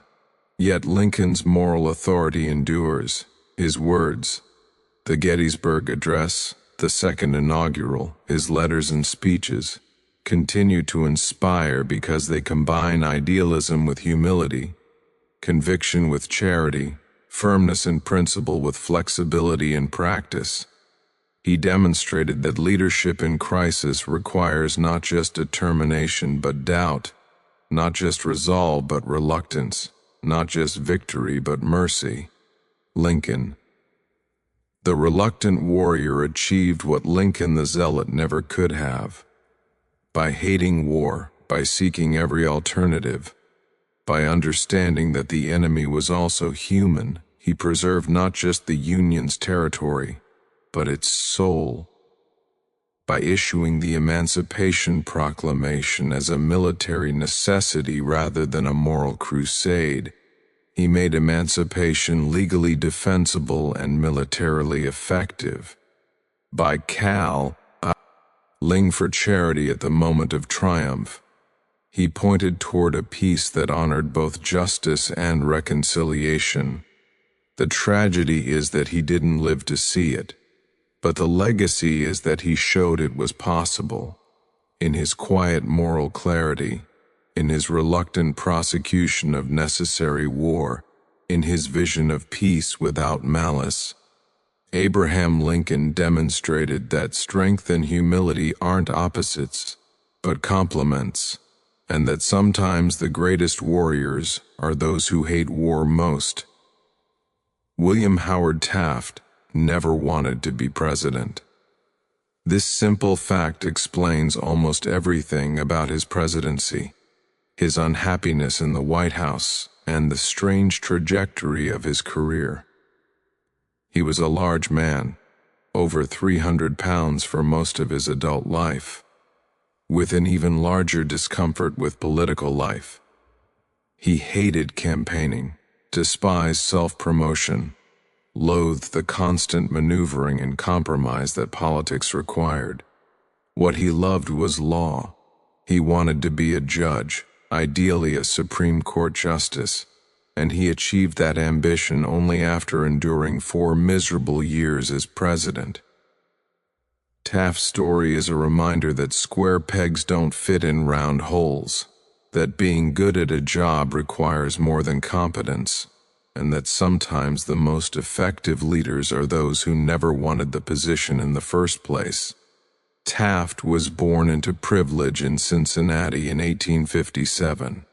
His father, Alphonso Taft, had been Secretary of War and Attorney General under President Grant and later served as ambassador to Austria, Hungary, and Russia. Young Will Taft was brilliant, finishing second in his class at Yale and then attending Cincinnati Law School. He was a gifted legal scholar with a temperament perfectly suited for the judiciary. He was thoughtful, cautious, fair-minded, and deeply respectful of precedent and procedure. He became a judge at age 34, appointed to the Ohio Superior Court, and he was happier in that role than he would ever be again until he finally reached the Supreme Court decades later. But Taft's wife, Helen Nellie Heron Taft, had grander ambitions for her husband. She had visited the White House as a teenager and decided then that she wanted to be First Lady. She pushed Will toward politics, toward national prominence, toward the presidency. Taft loved his wife and wanted to make her happy, even if it meant pursuing a career that made him miserable. This dynamic, a reluctant husband pushed by an ambitious wife, would define Taft's path to the White House and his unhappiness once he arrived there. Theodore Roosevelt complicated everything. Roosevelt and Taft became close friends when Roosevelt was Civil Service Commissioner and Taft was Solicitor General. Roosevelt admired Taft's legal mind and administrative competence. When Roosevelt became president, he appointed Taft as Governor General of the Philippines, a position that required building a colonial administration from scratch. Taft excelled at this work. He was respectful toward Filipinos, built infrastructure, established courts, and generally proved himself an exceptional administrator. Roosevelt then made him Secretary of War, where Taft again demonstrated his organizational skills and his ability to manage complex bureaucracies. Roosevelt trusted Taft completely. When Roosevelt decided not to run for re-election in 1908, adhering to the 2-term tradition that Washington had established, he handpicked Taft as his successor. Roosevelt believed that Taft would continue his progressive policies, maintain his reforms, and preserve his legacy. Taft didn't particularly want the nomination, but he couldn't say no to Roosevelt any more than he could say no to his wife. Both of them wanted him to be president, so he became president, winning the 1908 election easily against William Jennings Bryan. The presidency was torture for Taft from the beginning. He gained weight, ballooning to over 340 pounds. He fell asleep during meetings, concerts, and even his own speeches. He suffered from depression and anxiety. The constant demands, the endless political calculations, the need to please competing factions, all of it overwhelmed him. He wrote to his wife that the presidency was the loneliest place in the world. He told friends that he missed being a judge, that he had been happier when he could focus on legal questions rather than political ones. Yet despite his misery, Taft was remarkably effective as president. His administration filed 90 antitrust suits, compared to 44 DU. Ring Roosevelt's 7+ years in office. Taft broke up Standard Oil and American Tobacco, two of the largest monopolies in American history. He prosecuted U.S. Steel, a decision that enraged Roosevelt because Roosevelt had personally approved U.S. Steel's acquisition of Tennessee Coal and Iron during the 1907 financial panic. Taft's trust-busting was methodical and legally rigorous, focusing on violations of the Sherman Antitrust Act rather than on Roosevelt's distinction between good trusts and bad trusts. Taft believed that the law applied equally to all monopolies, regardless of whether he personally approved of their business practices. Taft also championed the 16th Amendment, which authorized the federal income tax. The Supreme Court had struck down an earlier income tax law in 1895, ruling that direct taxes had to be apportioned among states according to population. The 16th Amendment overturned this ruling, allowing Congress to tax income without apportionment. Taft supported the amendment despite opposition from conservative Republicans who feared it would enable wealth redistribution. He argued that the government needed a stable revenue source beyond tariffs, and that an income tax was fairer than consumption taxes that hit the poor disproportionately. The amendment was ratified in 1913, just before Taft left office, and it fundamentally transformed American government by providing the revenue necessary for the expanded federal role that would devolve over the 20th century. Taft expanded civil service protections, bringing thousands of additional government jobs under merit-based hiring rather than political patronage. He established a Bureau of Mines to improve mine safety and a Children's Bureau to study child welfare issues. He created a Commission on Economy and Efficiency to study government operations and recommend improvements. He supported the Mann-Elkins Act, which strengthened the Interstate Commerce Commission's regulatory authority. He pushed for postal savings banks to protect working-class deposits. His administration was quietly progressive in many ways, continuing and even expanding Roosevelt's reforms. But Taft was terrible at politics. He alienated progressive Republicans by signing the Payne-Aldrich Tariff Act, which raised some tariff rates despite his campaign promise to lower them. He fired Gifford Pinchot, Roosevelt's close friend and the chief of the Forest Service, after Pinchot accused Interior Secretary Richard Ballinger of favoring private interests over conservation. The Ballinger-Pinchot controversy split the Republican Party and turned Roosevelt against Taft. Taft handled the situation with legalistic precision. Pinchot had violated protocol by going to Congress without authorization, but with political ineptitude. He never explained his position effectively or tried to mollify Roosevelt. The break with Roosevelt devastated Taft personally and destroyed him politically. Roosevelt had been like a father to Taft. Their friendship had been deep and genuine. When Roosevelt turned on him, claiming that Taft had betrayed progressive principles, Taft was heartbroken. He wept openly. He couldn't understand how Roosevelt could abandon him so completely. The truth was that Roosevelt couldn't stand being out of power. He missed the presidency desperately and convinced himself that Taft had failed, that only Roosevelt could restore progressive momentum. In 1912, Roosevelt challenged Taft for the Republican nomination. The 1912 Republican convention was brutal. Taft controlled the party machinery and won the nomination, but Roosevelt and his supporters claimed the convention was stolen.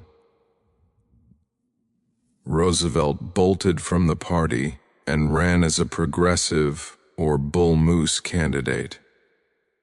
The Republican split guaranteed Democratic victory. Woodrow Wilson won the presidency with just 41.8% of the popular vote. Roosevelt finished second with 27.4%. Taft came in third with 23.2%, winning only 8 electoral votes. It was a humiliating defeat for a sitting president and a bitter end to a friendship. But Taft's humiliation was also his liberation. He left the White House and never looked back. He accepted a position as a law professor at Yale, work he genuinely enjoyed. He wrote articles and gave speeches about constitutional law. He supported the League of Nations and traveled around the country advocating for American membership. He served on the National War Labor BOA, R&D during World War I, mediating disputes between workers and employers. He was productive, respected, and happy in a way he never was as president. Then in 1921, President Warren G. Harding appointed Taft as Chief Justice of the United States. Taft had finally achieved his life's ambition. He was 63 years old and had spent his entire career working toward this moment. He would serve as Chief Justice for 9 years, longer than he served as president, and he would be infinitely happier and arguably more influential in the judicial role. As Chief Justice, Taft was remarkably effective. He modernized the federal judiciary, lobbying Congress for additional judges and better resources.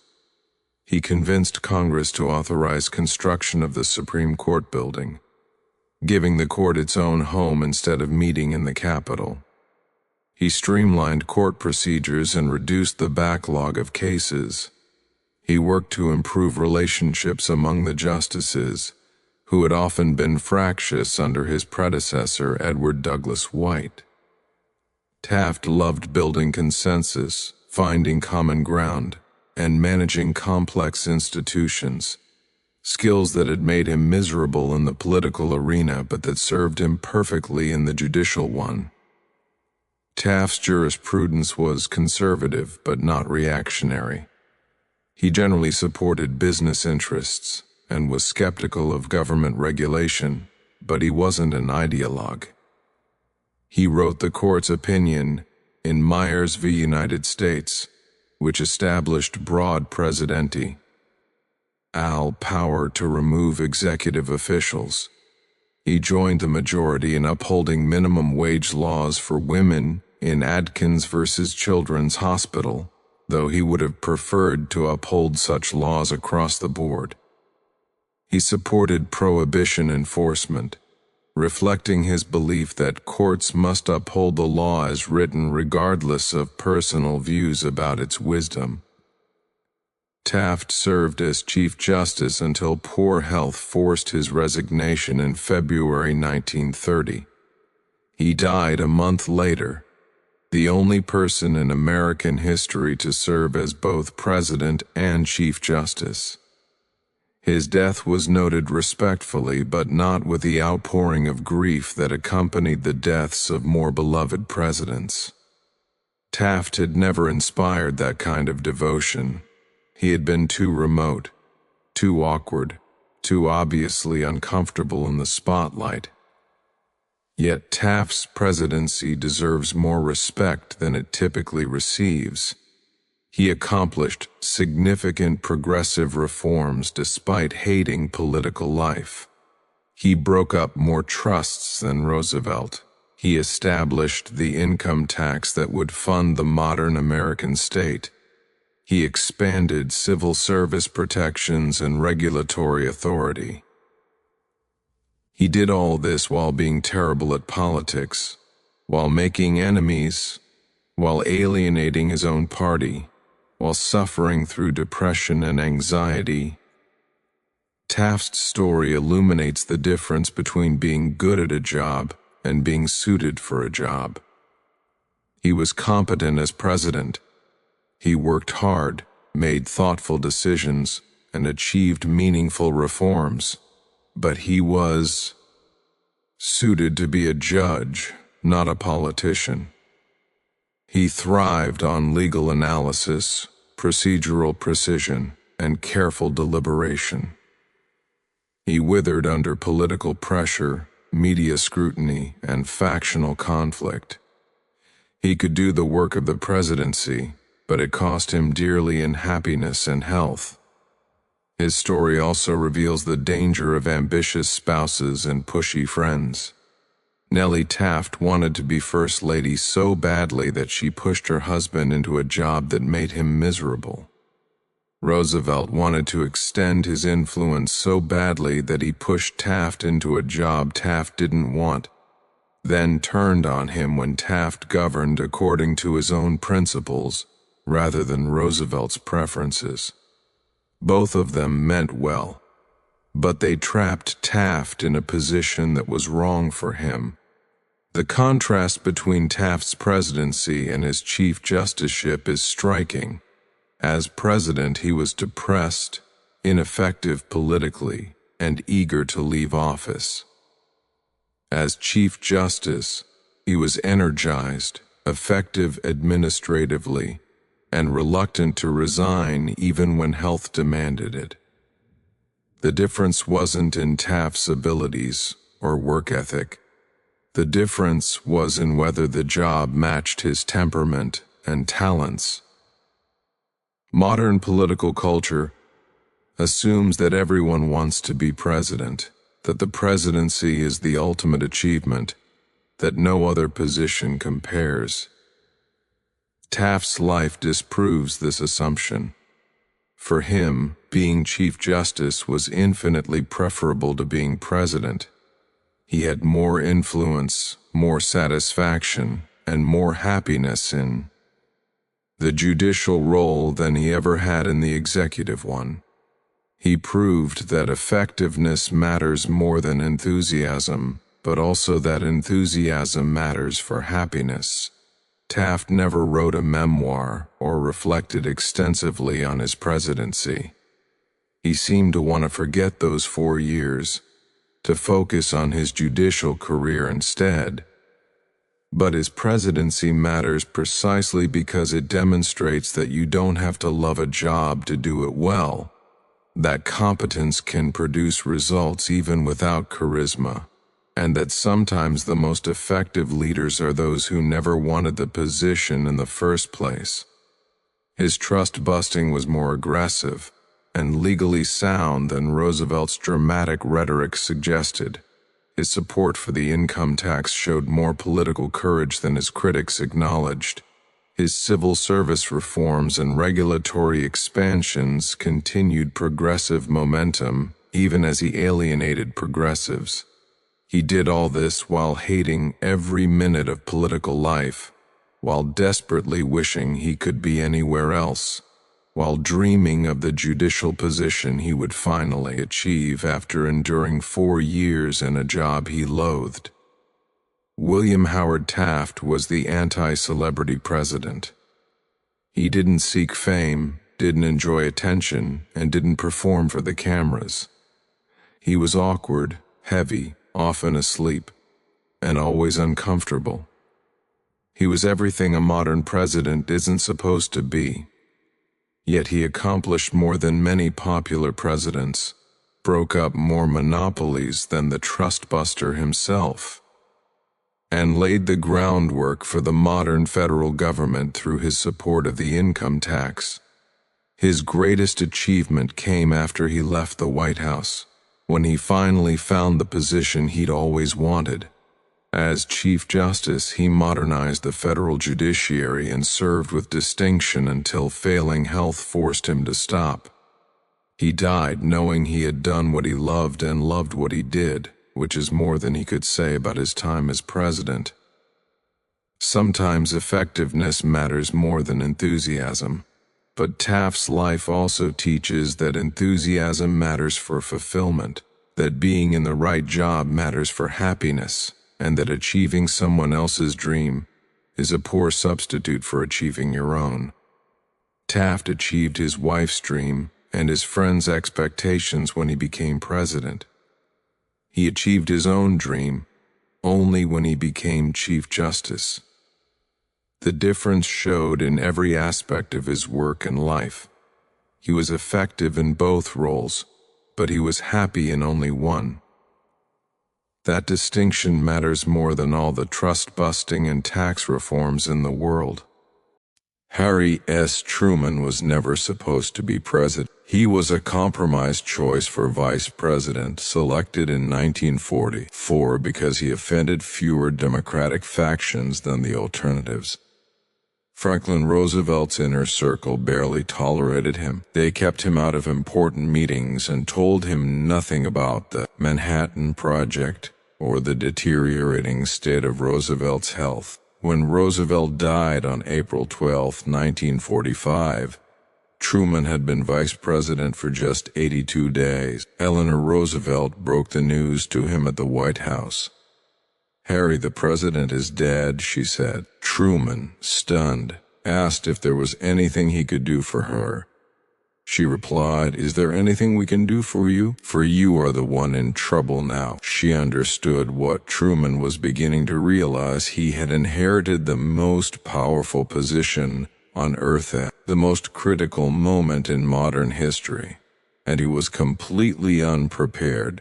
Truman had come from nowhere. He grew up on a farm in Missouri, tried college but couldn't afford to continue, worked as a bank clerk and a farmer, served in World War I, ran a haberdashery that failed, and entered politics in his late 30s as a protege of Kansas City's corrupt Pendergast machine. He was elected to the Senate in 1934, where he was dismissed as the senator from Pendergast and assumed to be a hack.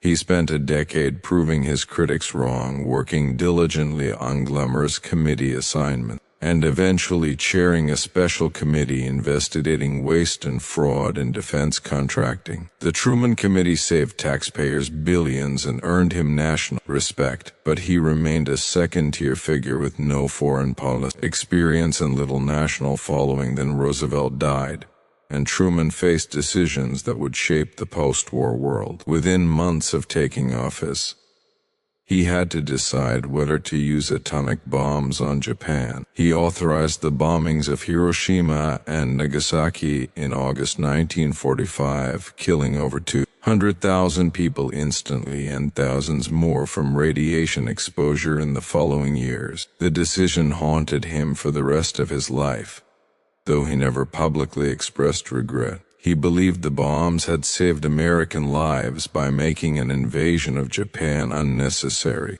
and he believed that saving American lives was his responsibility as commander-in-chief. Whether he was right remains one of history's most debated questions. What's undeniable is that Truman made the decision himself, without trying to spread responsibility or blame others. The famous sign on his desk read, "The buck stops here."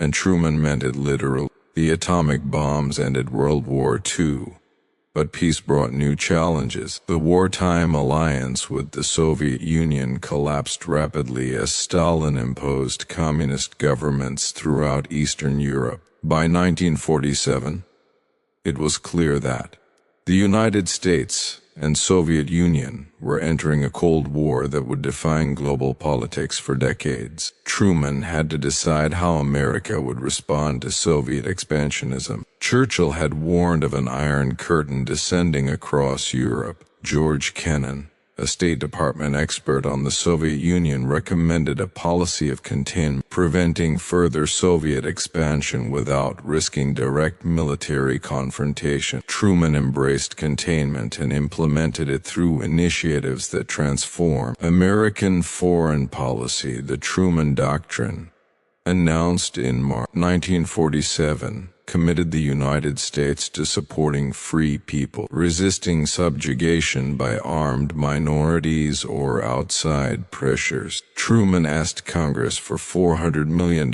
in aid for Greece and Turkey, both facing communist insurgencies or Soviet pressure. The request marked a fundamental shift in American foreign policy from pre-war isolationism to permanent global engagement. Truman sold the policy in stark terms, arguing that the world faced a choice between freedom and totalitarianism, and that America had to lead the free world. Critics warned that Truman was committing America to intervene anywhere communism threatened, potentially involving the nation in endless conflicts. They were right, but Truman believed the alternative, allowing Soviet domination of Eurasia, was worse.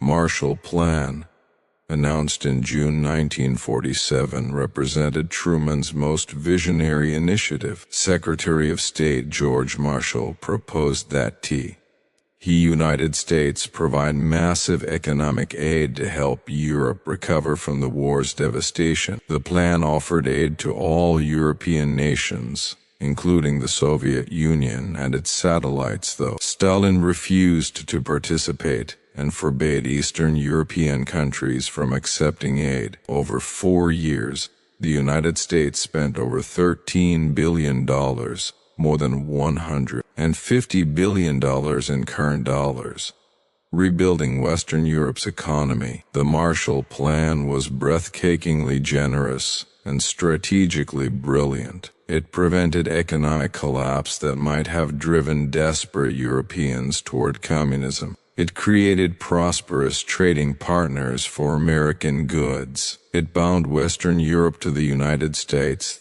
through gratitude and economic integration, and it demonstrated American power and generosity in ways that military force never could. The Marshall Plan faced significant domestic opposition. Republicans controlled Congress and were determined to cut government spending and taxes.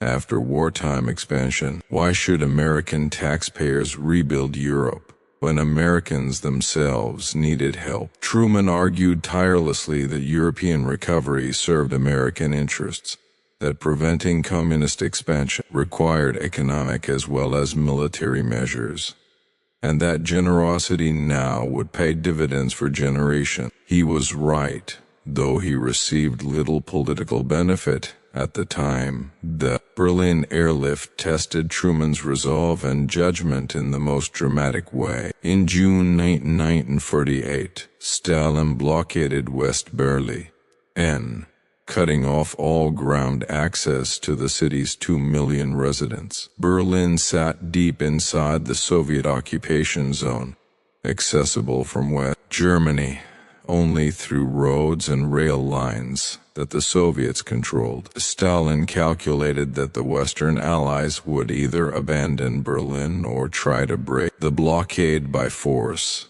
giving him either a propaganda victory or an excuse for war. Truman chose a third option, supplying Berlin entirely by air. Military advisors said it couldn't be done. The logistical challenges were enormous.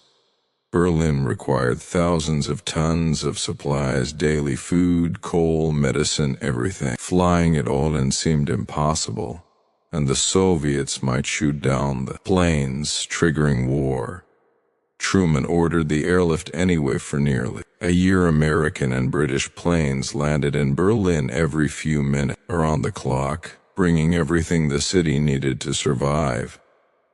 At its peak, planes landed every 30 seconds. Pilots flew in weather that normally would have grounded all flights. The Soviets never fired on the planes, apparently unwilling to risk war. In May 1949, Stalin lifted the blockade, admitting defeat. The Berlin airlift demonstrated Western resolve, technological superiority, and humanitarian commitment. It turned Berlin from a symbol of Nazi evil into a symbol of freedom, and it was Truman's decision, made against the advice of cautious counselors who feared the plan was too risky. Truman's decision to integrate the military ranks among his most consequential and politically courageous action. In July 1948, he issued Executive Order 9981 directing the armed forces to provide equal treatment and opportunity for all servicemen regardless of race. The order didn't explicitly mandate integration,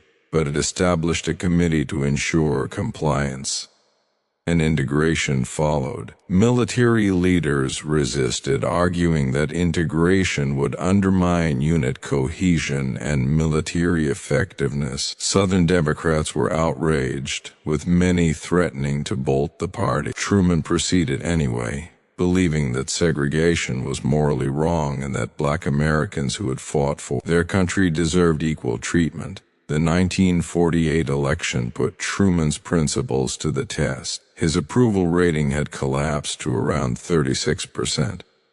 He faced challenges from both left and right. Henry Wallace ran as a progressive, criticizing Truman's Cold War policies as too aggressive. Strom Thurmond ran as a Dixiecrat, opposing civil rights and integration. Thomas Dewey, the Republican nominee, was heavily favored. Every poll, every pundit, every political observer predicted Truman would lose badly. The Chicago Tribune printed its famous "Dewey defeats Truman" headline before all votes were counted. Truman won anyway, pulling off the greatest upset in American political history. He campaigned relentlessly, traveling over 30,000 miles by train, giving hundreds of speeches attacking the do-nothing Republican Congress. He spoke plainly, without artifice or pretension, connecting with ordinary Americans who saw him as one of their own. His victory vindicated his decision to stand on principle rather than compromise on civil rights, or soften his foreign policy. But the victory proved temporary. Within 2 years, Truman's approval would collapse again as the Korean War dragged on and domestic scandals tarnished his administration. The Korean War, which began in June 1950 when North Korea invaded South Korea, presented Truman with perhaps his most difficult challenge. He had to decide whether to intervene in a distant country that few Americans cared about, defending a government that was hardly democratic, against communist forces that didn't directly threaten the United States. Truman decided immediately to commit American forces, arguing that failing to resist communist aggression would encourage further aggression elsewhere. The decision embodied the containment doctrine's logic. America had to resist communist expansion everywhere or risk losing credibility everywhere. The war went well initially, then disastrously, then settled into a bloody stalemate. General Douglas MacArthur, commanding UN forces in Korea, pushed north toward the Chinese border, ignoring warnings that China might intervene. When Chinese forces poured across the border in November 1950, they drove UN forces back in headlong retreat. MacArthur wanted to escalate dramatically, bombing China, blockading its coast, possibly using nuclear weapons. Truman refused, believing that attacking China risked World War III with the Soviet Union. MacArthur publicly criticized Truman's limitations, appealing over the president's head to Congress and the public. In April 1951, Truman fired MacArthur, relieving the most famous and popular general in America at the height of a war. The decision was incredibly unpopular. MacArthur returned to a hero's welcome and gave a stirring address to Congress. Polls showed the public supported MacArthur over Truman by huge margins. Truman's approval rating dropped to 22%, the lowest ever recorded to that point. But Truman never wavered. He believed that civilian control of the military was fundamental to American democracy, that generals couldn't be allowed to make political decisions or defy presidential authority, and that MacArthur's proposed escalation would be catastrophic. I fired him because he wouldn't respect the authority of the president, Truman explained. "I didn't fire him because he was a dumb son of a bitch, although he was, but that's not against the law for generals. History has vindicated Truman's decision." MacArthur's proposals would likely have led to wider war with China and possibly the Soviet Union. Truman's restraint kept the conflict limited. His insistence on civilian control preserved a constitutional principle that might have been fatally weakened had he allowed MacArthur's insubordination to stand. But at the time, the decision cost Truman dearly. He became one of the least popular presidents in American history, and his party lost the White House. In 1952, when Eisenhower won in a landslide, Truman's decision to recognize Israel 11 minutes after it declared independence in May 1948 demonstrated his willingness to buck both expert advice and political calculation. The State Department opposed recognition, arguing it would alienate Arab nations and threaten access to Middle Eastern oil. Defense Department officials worried it might push Arabs toward the Soviet Union. Truman's own Secretary of State, George Marshall, threatened to vote against Truman in the election if he recognized Israel. But Truman believed that Jewish survivors of the Holocaust deserve a homeland and that America should support Israel's right to exist. He extended recognition immediately, establishing a relationship that would become central to American foreign policy for decades. Truman also desegregated the federal workforce, appointed the first black judge to a federal appeals court, and created the President's Committee on Civil Rights, which issued a report calling for sweeping civil rights legislation. These actions received little attention at the time but laid groundwork for the civil rights movement that would transform America in the 1960s. After leaving office in January 1953, Truman returned to Independence, Missouri, and lived quietly for nearly 20 years. He had no Secret Service protection initially, drove himself around town, and took daily LKs during which ordinary citizens would stop to chat. He refused to join corporate boards or cash in on his presidency, believing it would be undignified. He and Bess lived on his Army pension until Congress finally passed legislation providing pensions for former presidents. He wrote his memoirs, helped establish his presidential library, and watched his judgment of his presidency improved dramatically by the 1960s and 1970s. Historians and political scientists were ranking Truman among the greatest presidents, usually in the top 10 and sometimes in the top 5. His Cold War policies had succeeded. The Marshall Plan had rebuilt Europe. NATO had deterred Soviet aggression. The Berlin airlift had demonstrated Western resolve. Military integration had proven successful. His firing of MacArthur was recognized as constitutionally essential. Even the Korean War, which had seemed like a disaster, had prevented communist conquest of South Korea and established the principle that communist aggression would be resisted.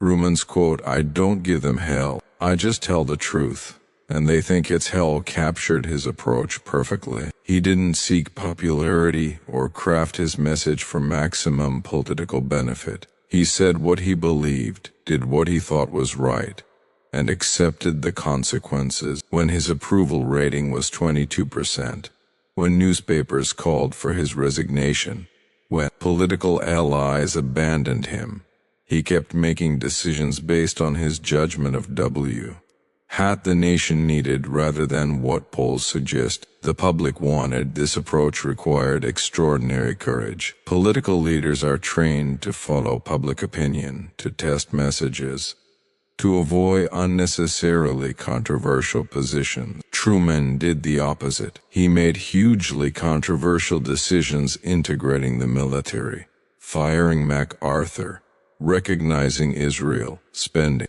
billions on European recovery because he believed they were right, not because they were popular. He paid an enormous political price, leaving office with approval ratings in the 20s and his party defeated.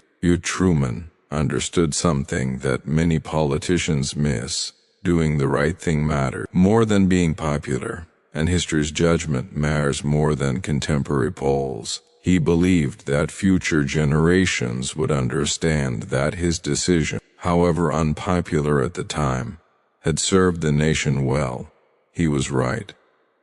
The buck stops here wasn't just a slogan. It was Truman's governing philosophy. He made decisions, accepted responsibility, and never tried to blame others when things went wrong. Truman died in December 1972, just short of his 89th birthday. By then, his reputation had been largely rehabilitated. Americans recognized that the plain-spoken man from Missouri who had seemed so inadequate when he assumed the presidency had proven to be exactly what the nation needed: a leader willing to make tough decisions without seeking applause, to stand on principle despite political cost, and to tell the truth even when people thought it was hell. His presidency demonstrated that effectiveness and popularity don't always align, that doing right matters more than being liked, and that sometimes the greatest leaders are those willing to sacrifice their own political futures for decisions they believe will benefit future generations.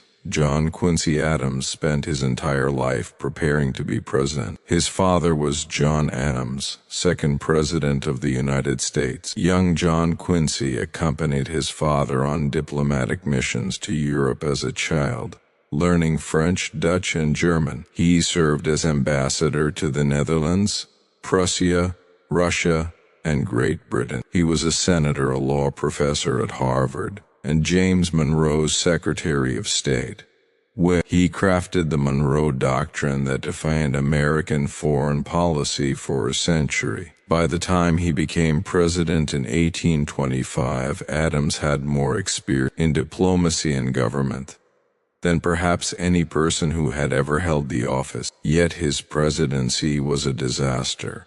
A 4-year exercise in frustration and failure that left him politically defeated and personally embittered. Most men would have retreated into private life, nursing their wounds and writing defensive memoirs. Adams did the opposite. He went back to work, winning election to the House of Representatives, and spending the final 17 years of his life fighting battles he had avoided as president, becoming more radical, more effective, and more historically significant in defeat than he had ever been in victory. Adams's presidency failed for reasons both within and beyond his control. He won the 1824 election under controversial circumstances. No candidate received a majority of electoral votes, throwing the election to the House of Representatives. Henry Clay, who finished fourth, threw his support to Adams, who won the House vote. Adams then appointed Clay as Secretary of State. Andrew Jackson, who had won the most popular votes and the most electoral votes, claimed that Adams and Clay had made a corrupt bargain to steal the election. The charge was probably false. Adams and Clay shared political views and would naturally have allied, but it poisoned Adams' presidency from the start. Adams had a vision for activist federal government that was decades ahead of its time. He proposed a national university, an astronomical observatory, a naval academy, standardized weights and measures, federally funded internal improvements, and federal support for science and exploration. He wanted the government to promote the improvement of agriculture, commerce, and manufactures, the cultivation and encouragement of the mechanic and of the elegant arts, the advancement of literature, and the progress of the sciences, ornamental and profound. It was a sweeping agenda that anticipated the role of government in the 20th century, But Adams was a terrible politician. He refused to replace political appointees from previous administrations with his own supporters, believing that competent public servants should keep their jobs, regardless of party affiliation. This high-minded principle meant that his own administration was filled with people working against him. He wouldn't campaign or engage in the rough and tumble of Democratic politics, considering such activities beneath presidential dignity. He gave speeches in Latin. He proposed an astronomical observatory and called it a lighthouse of disguise, a phrase his opponents mocked endlessly. He seemed incapable of understanding or connecting with ordinary Americans. Andrew Jackson and his supporters spent 4 years preparing for the 1828 election, building a political machine and attacking Adams relentlessly. The campaign was vicious even by 19th century standards. Jackson's supporters called Adams a pimp and claimed he had procured American women for the Russian Tsar when he was ambassador. Adams's supporters called Jackson a murderer and an adulterer, and attacked his wife Rachel's character. When Rachel Jackson died shortly after the election before her husband's inauguration, Jackson blamed Adams and never forgave him. Adams lost the 1,828 election. Decisively, Jackson won more than twice as many electoral votes.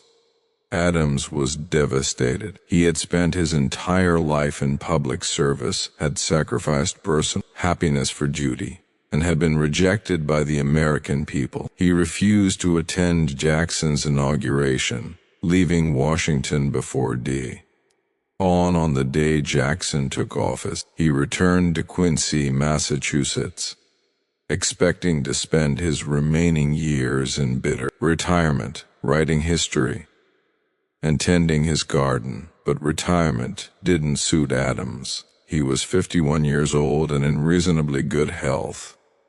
He couldn't simply stop working. When the district that included Quincy approached him about running for Congress, he hesitated. Former presidents didn't serve in the House. It seemed like a demotion, an admission of failure. But Adams needed purpose, and the people of his district needed representation. He ran and won easily, beginning a congressional career that would last until his death 17 years later. Adams entered Congress in December 1831, and within months, he was causing trouble. The defining issue of his congressional career became the one he had carefully avoided as president: slavery. Adams had always opposed slavery morally.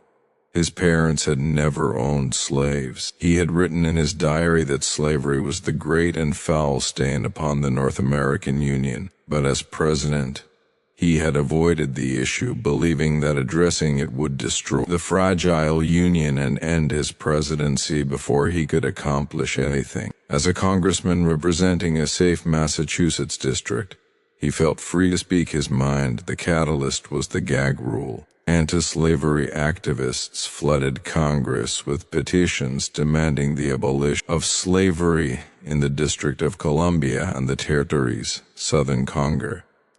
Men, furious at this agitation, pushed through a rule automatically tabling any petition related to slavery without reading it or considering it. The gag rule, first passed in 1836, violated the First Amendment right to petition the government. It was a blatant attempt to shut down debate on slavery and to protect the South's peculiar institution from criticism.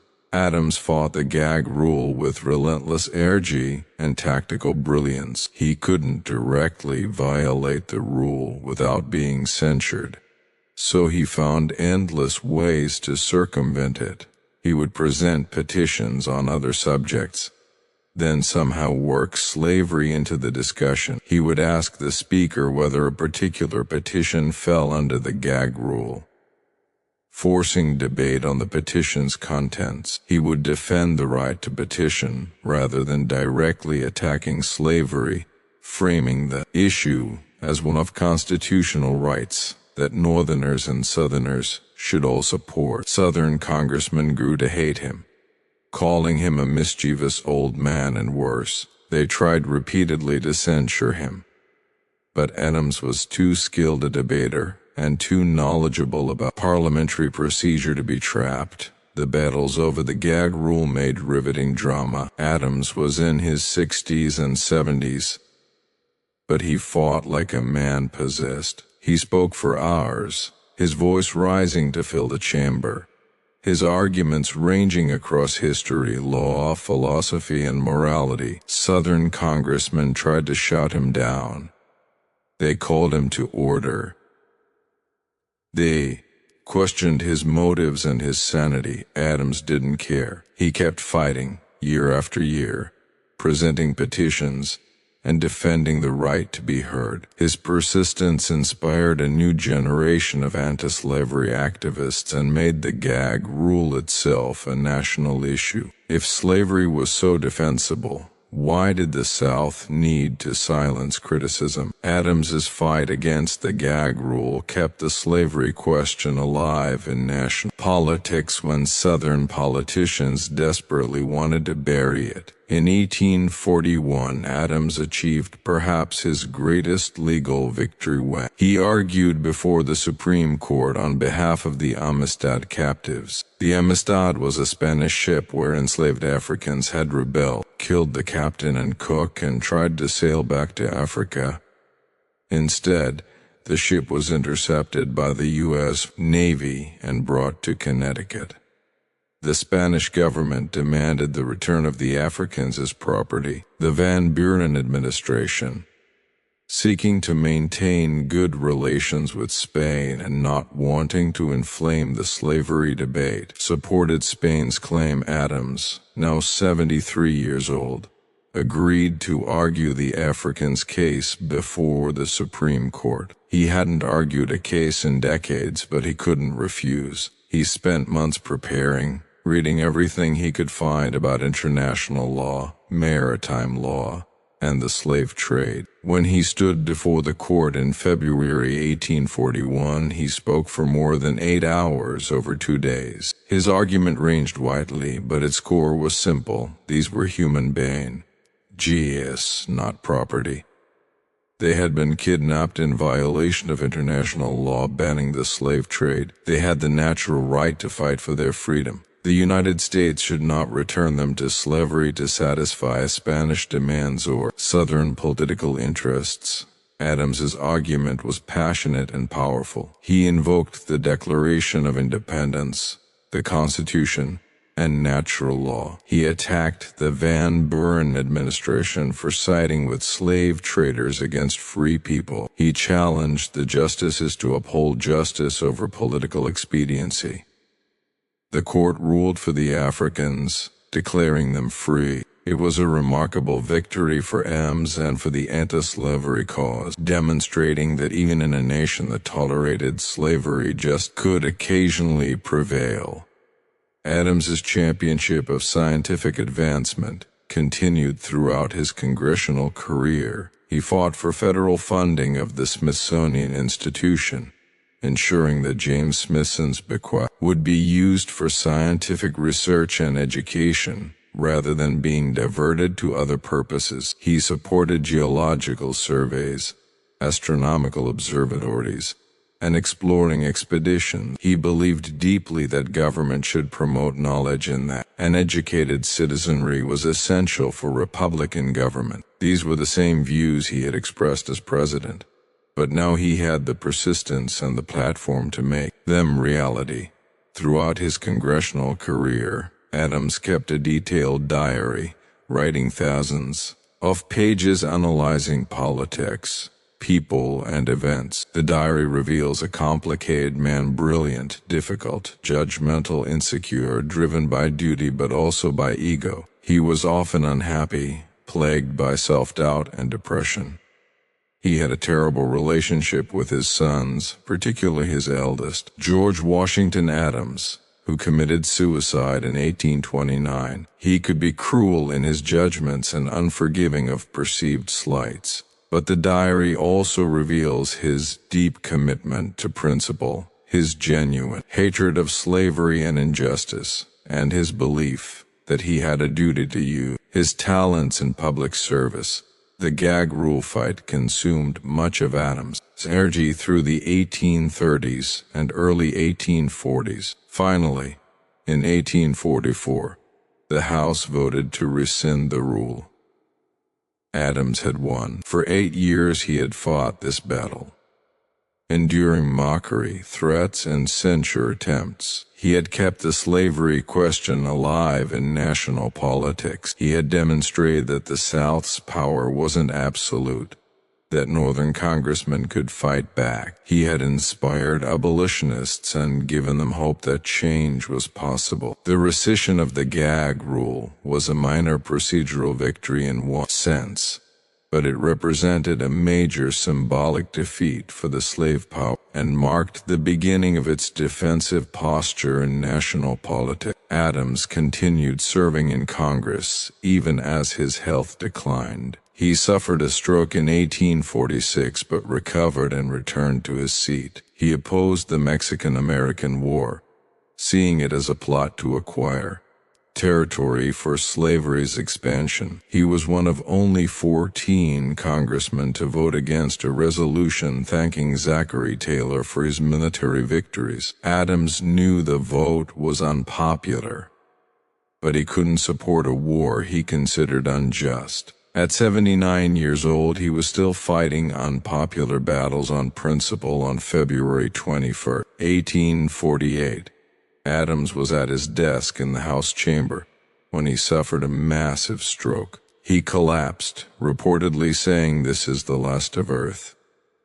I am content." He was carried to the Speaker's room, where he lay unconscious for 2 days while the House suspended its business. Congressmen from both parties came to pay their respects. He died on February 23, 1848.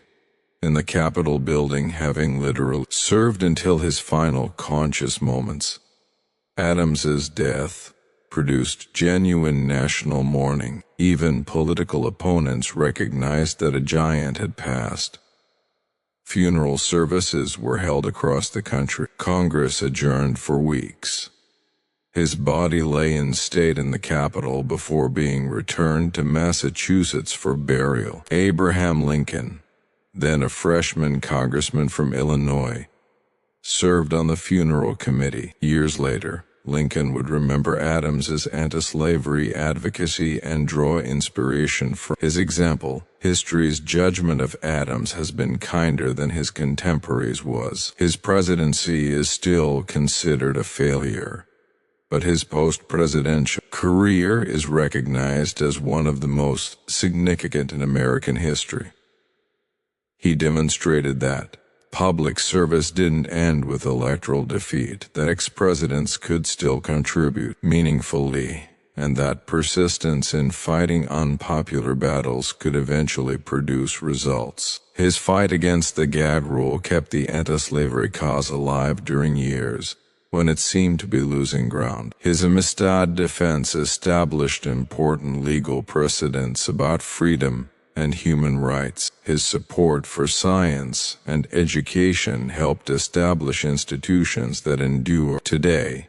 Adams also demonstrated an evolution of views that was rare in his era. As president, he had avoided the slavery question, believing that addressing it would destroy the Union. As a congressman, he became increasingly radical in his opposition to slavery and the South's political power. By the 1840s, he was privately predicting that slavery would end only through civil war and suggesting that such a war might be necessary and just. He had moved from cautious avoidance to active opposition, from believing the Union must be preserved at all costs to believing that some principles mattered more than union. This evolution makes Adams more interesting than if he had always been a consistent abolitionist. It shows a man capable of changing his views, of learning from experience, of becoming more radical as he aged rather than more conservative. Most politicians moderate their positions as they grow older and seek to preserve their legacies. Adams grew more willing to fight, more willing to take unpopular stands. more willing to speak uncomfortable truths. Perhaps defeat freed him. Having failed as president, he had nothing left to lose. He could finally be the man his conscience demanded rather than the cautious statesman his ambition required. Adams's post-presidential career also established a precedent that few have followed but that honors the idea of lifetime public service. Most defeated presidents retire, write books, give speeches, and fade from active political involvement. Jimmy Carter has followed Adams's example in some ways, remaining active in diplomacy and humanitarian work. But no other defeated president has returned to electoral politics and served in Congress or held other office. Adams showed that such service was possible and honorable, that there was no shame in continuing to serve in a lesser capacity after holding the highest office. His final service in the Capitol, collapsing at his desk, and dying 2 days later in the building carries powerful symbolism. Adams literally gave his life to public service. He could have retired years earlier and lived comfortably in Quincy. Instead, he kept fighting, kept arguing, kept serving until his body finally gave out. That dedication, that refusal to quit despite age and declining health, exemplifies a commitment to duty that transcends personal comfort or ambition. John Quincy Adams's greatest achievement wasn't anything he did as president. It was his refusal to accept defeat as an endpoint, his willingness to see on to new, serving in whatever capacity he could, and his persistent fight against injustice, even when that fight seemed hopeless. He planted seeds that would eventually flower into abolition, though he wouldn't live to see it. He kept the conscience of the nation engaged with the fundamental question of slavery when Southern politicians wanted that conscience silenced. He demonstrated that one person, fighting persistently from a position of limited power, could still make a difference. The quiet persistence Adams showed in his 17 years in Congress mattered more than all his diplomatic achievements, more than his role in crafting the Monroe Doctrine, more than his vision of federal activism. He showed that defeat need not be final, that public service could continue in new forms, and that fighting for justice was worth the effort even without guaranteed success. When he collapsed at his desk in the Capitol, he had earned the right to be content. He had served until his final breath, and his service had mattered. History would remember him not for his failed presidency but for his successful fight against the gag rule, for his defense of the Amistad captives, and for his demonstration that quiet persistence in the face of overwhelming opposition could eventually help change the nation. Gerald Ford never wanted to be president, never ran for president, and became president only through a bizarre sequence of events that had never happened before and could never happen again. He was a congressman from Michigan who loved the House of Representatives and hoped to become Speaker. Then Spiro Agnew resigned the vice presidency in disgrace, and Richard Nixon chose Ford as his replacement under the 25th Amendment. Then Nixon resigned facing certain impeachment, and Ford became president, with a single American voting for him as either president or vice president. He inherited a nation traumatized by scandal, divided by war, and cynical about government. He had no mandate, no honeymoon period, and no obvious path forward. What he had was decency, judgment, and a willingness to sacrifice his own political future to help the nation heal. Within a month of taking office, he made a decision that destroyed his presidency, but may have saved the country from years of additional trauma. He pardoned Richard Nixon, and America never forgave him for it. Ford was the most unlikely president imaginable. Born Leslie Lynch King Jr. in Omaha, Nebraska, in 1913, He was renamed Gerald Rudolph Ford Jr. after his mother, divorced his abusive biological father, and married Gerald Rudolph Ford Sr., a paint salesman in Grand Rapids, Michigan. Young Jerry grew up not knowing his biological father, believing the man who raised him was his actual father. He was an excellent athlete, starring in football at the University of Michigan and receiving offers to play professionally, which he declined to attend Yale Law School. He served in the Navy during World War II, came home, married Betty Warren, and ran for Congress in 1948.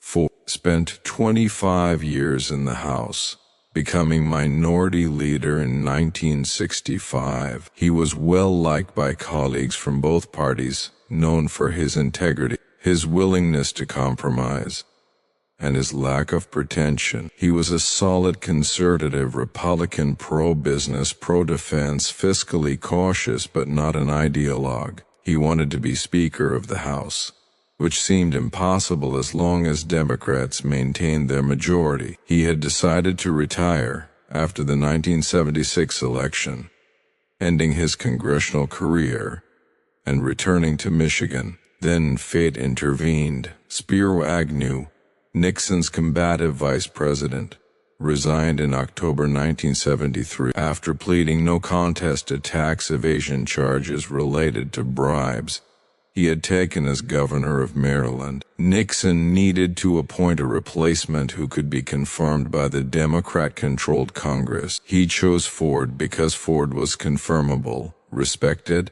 and unthreatening. Ford was sworn in as vice president in December 1973, just as the Watergate scandal was metastasizing into a constitutional crisis that would eventually destroy Nixon's presidency. For 8 months, Ford served as vice president while Nixon fought to survive. The Watergate investigation revealed that Nixon had ordered the cover-up of the break-in at Democratic National Committee headquarters, that he had obstructed justice, that he had abused presidential power in numerous ways. The Supreme Court ordered Nixon to release tape recordings of Oval Office conversations, when the smoking gun tape revealed Nixon's direct involvement in the cover-up. Even Republican senators told Nixon he would be impeached and convicted. On August 8, 1974, Nixon announced his resignation. The next day, Ford was sworn in as the 38th president. Ford's inaugural address, delivered not at the Capitol, but in the East Room of the White House, captured the moment perfectly. My fellow Americans, he began, our long national nightmare is over. Our Constitution works. Our great republic is a government of laws and not of men. Here, the people rule. It was simple, direct, and exactly what Americans needed to hear. The crisis had passed. The system had worked. A peaceful transfer of power was happening despite the unprecedented circumstances. Ford closed by acknowledging his unusual path to the presidency. I have not sought this enormous responsibility, but I will not shirk it. Americans who watched felt a sense of relief. The nightmare really was over, so they thought. A month later, on September 8, 1974, Ford announced that he was granting Richard Nixon a full, free, and absolute pardon for any crimes he might have committed as president. The pardon was unconditional and covered all potential offenses during Nixon's entire presidency. Nixon wouldn't face trial. He wouldn't face jail. He wouldn't even have to admit guilt or apologize. He was simply pardoned, allowed to retire to San Clemente and collect his presidential pension as if nothing had happened. The reaction was immediate and furious. Ford's approval rating, which had been 71%, dropped it to 49% virtually overnight. Democrats and many Republicans felt betrayed. The press speculated about a corrupt bargain. Had Nixon promised Ford the presidency in exchange for a pardon? Had Ford's appointment as vice president been contingent on his willingness to pardon Nixon?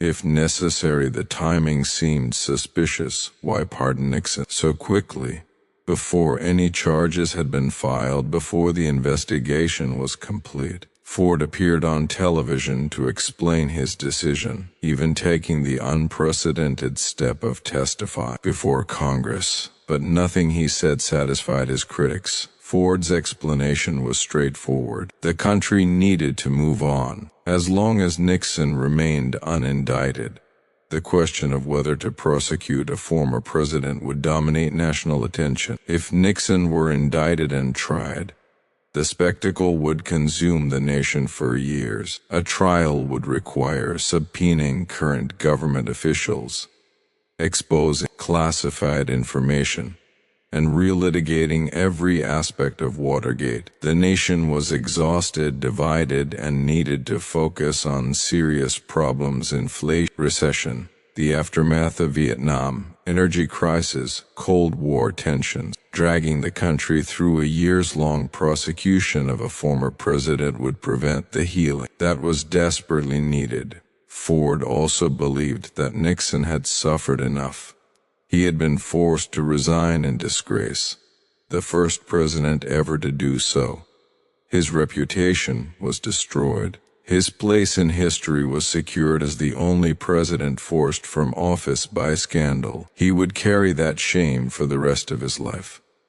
Further punishment, Ford believed, was unnecessary and vindictive. The pardon wasn't about excusing Nixon's crimes. It was about allowing the nation to move forward without the distraction and division that prosecution would bring. These arguments were reasonable, but they ignored something fundamental.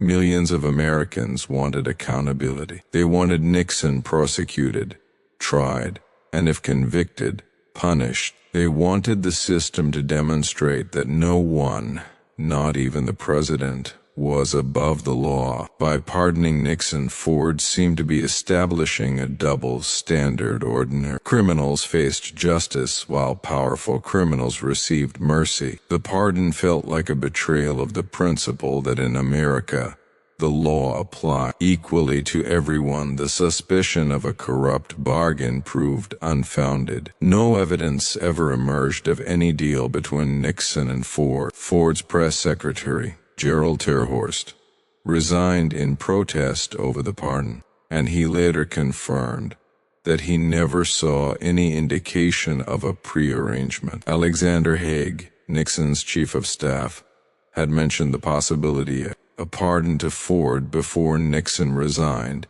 but Ford had given no commitment. Ford genuinely seemed to have made the decision independently, based on his judgment of what the nation needed, but the political damage was catastrophic.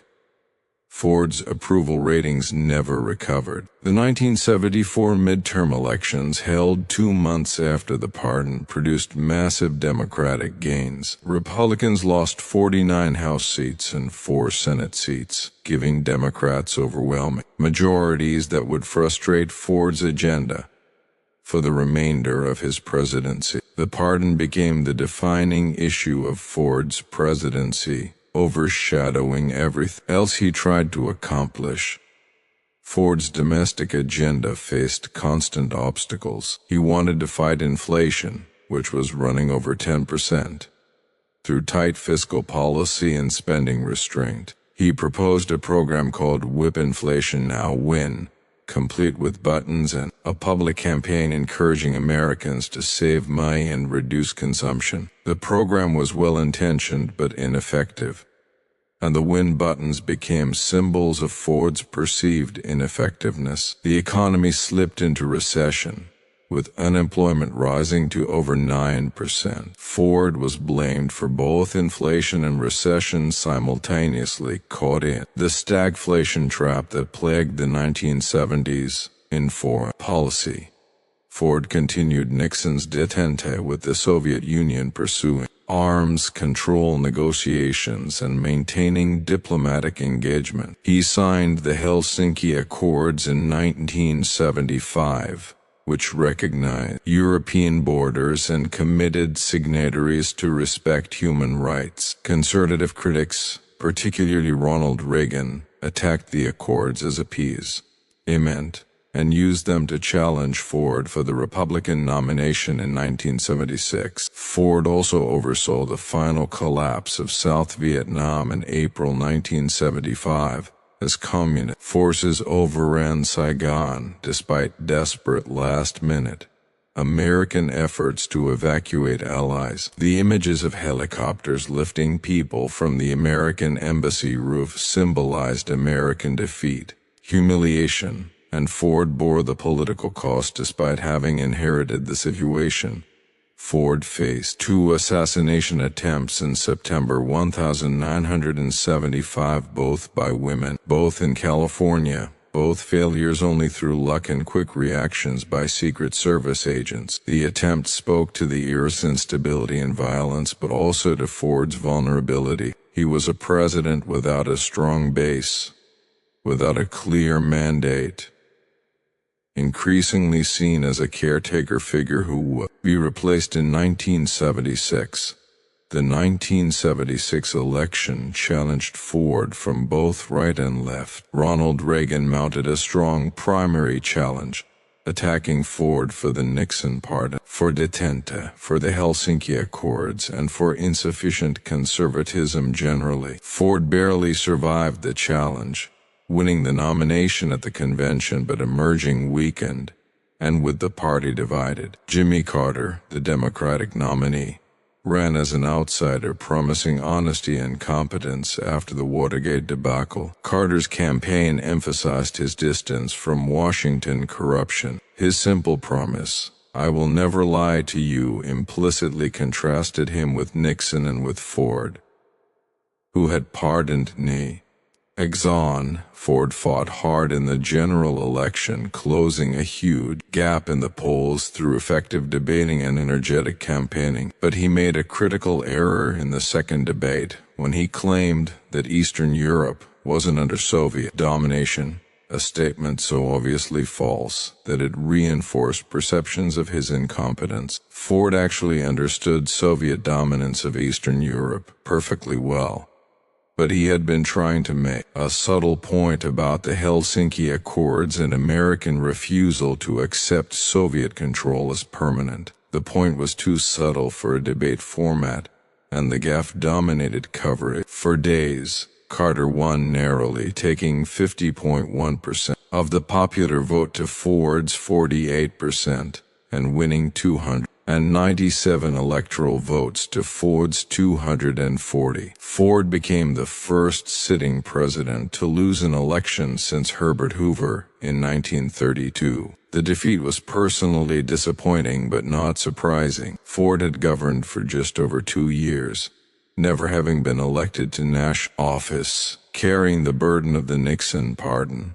and the weak economy. That he came so close to winning testified to his personal decency and competence more than to any political skill or favorable circumstances.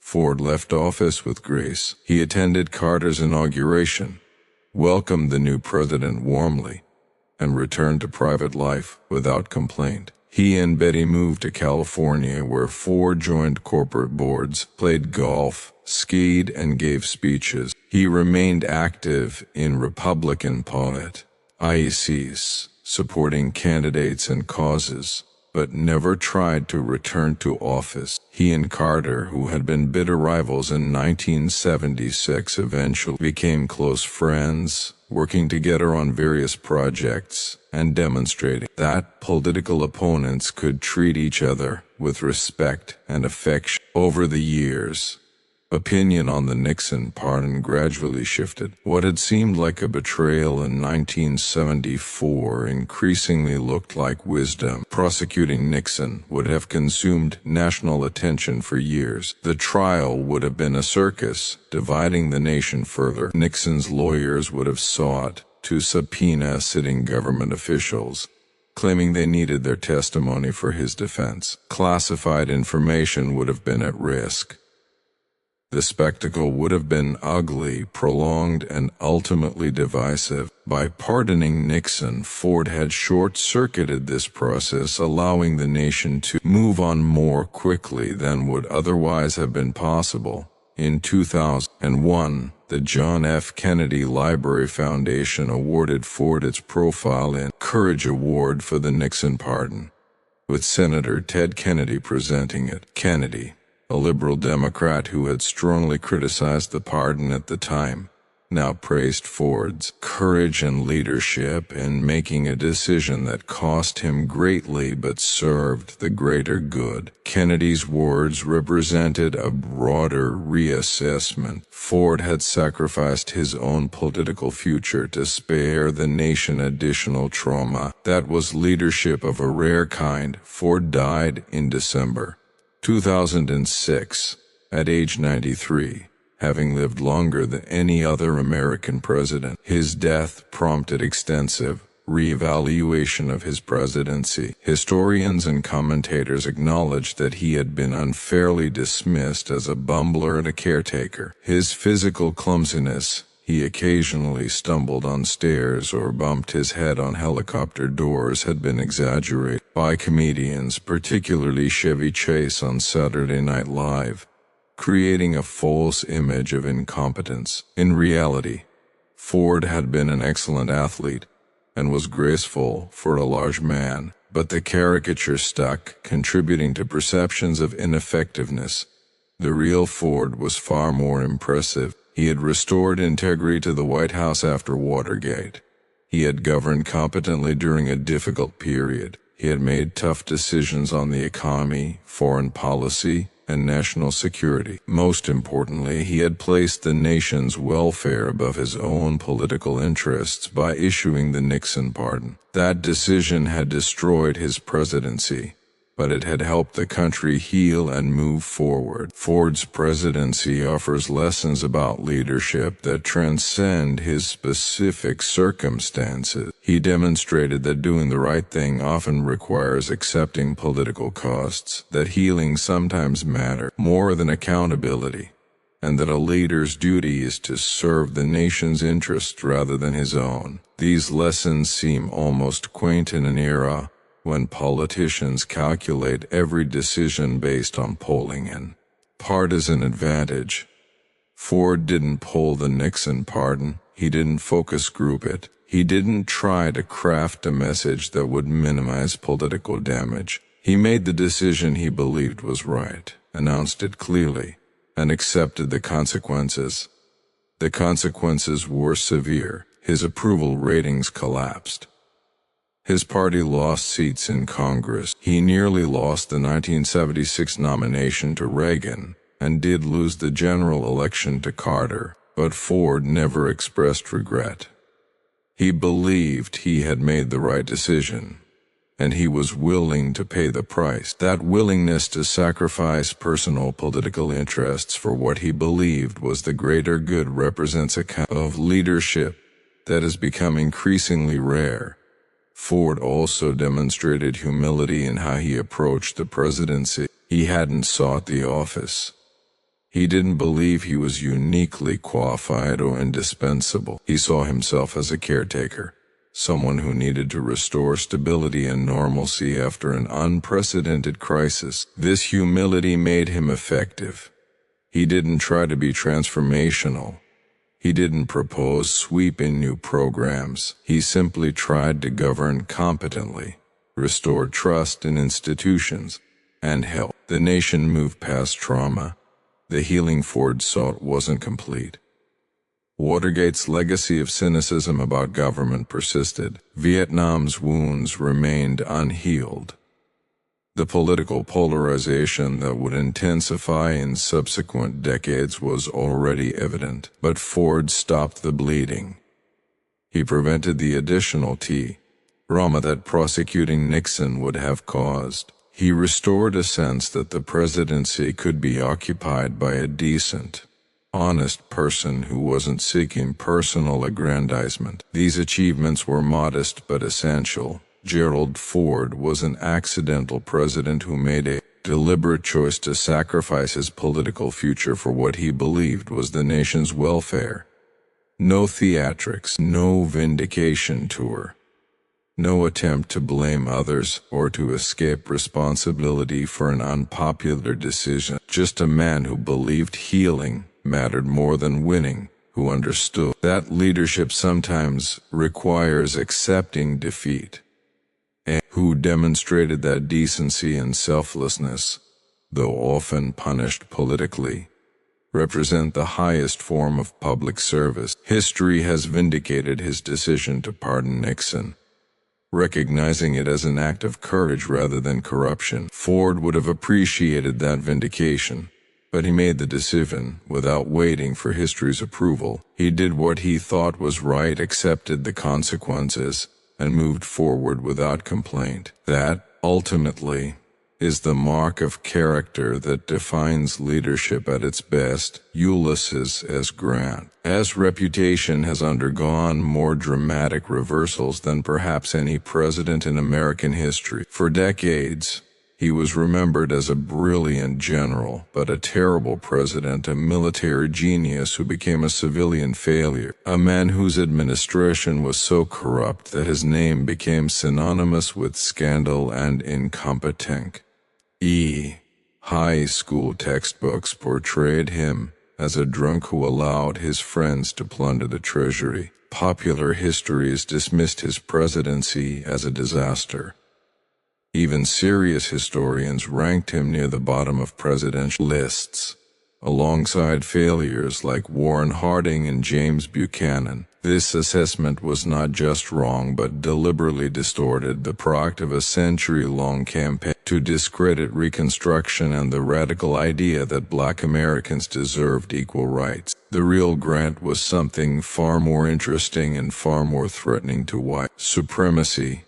America's first civil rights president, a man who used federal power to crush domestic terrorism, protect black voting rights, and pursue racial equality with a determination that wouldn't be matched until the 1960s. His administration's failure wasn't that it was too corrupt, but that it was too radical, too committed to a multiracial democracy that most white Americans weren't ready to accept. Grant came to the presidency in 1869 as the most popular man in America. He had won the Civil War, accepted Lee's surrender at Appomattox, and become a symbol of Union victory and national reunion. He was 46 years old, the youngest president elected to that point. With no political experience and little interest in politics, he had voted only once before the war for Democrat James Buchanan in 1856, and he considered himself apolitical. But the war had radicalized him. He had seen slavery up close. He had commanded black troops and been impressed by their courage. He had watched President Andrew Johnson try to undo the war's results by allowing southern states to reimpose white supremacy through black codes that reduced freed people to conditions barely distinguishable from slavery. Grant had broken with Johnson, allied himself with radical Republicans, and run for president determined to protect the fruits of Union victory. His inauguration address made his priorities clear. The question of suffrage is one which is likely to agitate the public so long as a portion of the citizens of the nation are excluded from its privileges in any state, Grant said. He called for ratification of the 15th Amendment, which would prohibit racial discrimination in voting, and for education reforms to prepare freed people for citizenship. He argued that black Americans who had fought for the Union deserved the same rights as white Americans. These weren't safe, poll-tested statements. They were radical positions that put Grant firmly on the side of racial equality. At a time when most white Americans, including many Northerners, believed in white supremacy, the 15th Amendment was ratified in 1870, prohibiting states from denying voting rights based on race. It was one of the most revolutionary changes in American constitutional history. granting millions of black men the right to vote, and fundamentally altering American democracy. Grant had lobbied aggressively for ratification, using his popularity and his influence to pressure state legislatures. The amendment's passage represented a high-water mark for Reconstruction.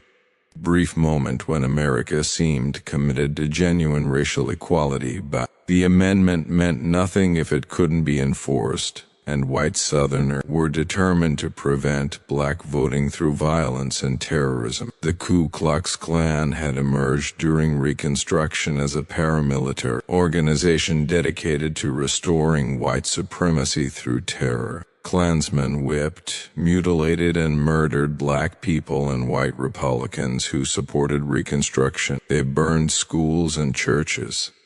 They intimidated voters and assassinated political leaders. Local law enforcement was often complicit, with sheriffs and judges either. Klan members themselves were too frightened to act against the Klan. The violence was systematic, organized, and effective, creating a reign of terror across the South that threatened to undo everything the war had achieved. Grant responded with unprecedented federal force. In 1870 and 1871, Congress passed the Enforcement Acts, also called the Ku Klux Klan Acts, which made it a federal crime to interfere with voting rights or to conspire to deprive citizens of their constitutional rights. The laws gave the president authority to suspend habeas corpus and use military force to suppress domestic terrorism. These were extraordinary powers, and Grant used them aggressively. In October 1871, Grant declared martial law in 9 counties in South Carolina where Klan violence was worst. Federal troops arrested hundreds of Klansmen. Federal prosecutors brought criminal charges. Federal courts tried and convicted Klan members, sending them to federal prison. Grant's Justice Department, led by Attorney General Amos Ackerman, a Georgia lawyer who understood Southern politics and the Klan's threat, prosecuted over 3,000 cases. Hundreds of Klansmen were convicted and imprisoned. Thousands more fled their homes to avoid arrest. The Klan was effectively destroyed as an organized force, its leadership imprisoned or scattered, its terror campaign broken. This was an extraordinary achievement that has been largely forgotten or minimized. Grant had used federal military power to crush a domestic terrorist organization, protecting black citizens' constitutional rights through aggressive prosecution and military force. No president had done this before. Few presidents since have shown similar willingness to use federal power against domestic terrorism. Grant's campaign against the Klan represented a genuine federal commitment to protecting black Americans' civil rights, backed by military force and criminal prosecution.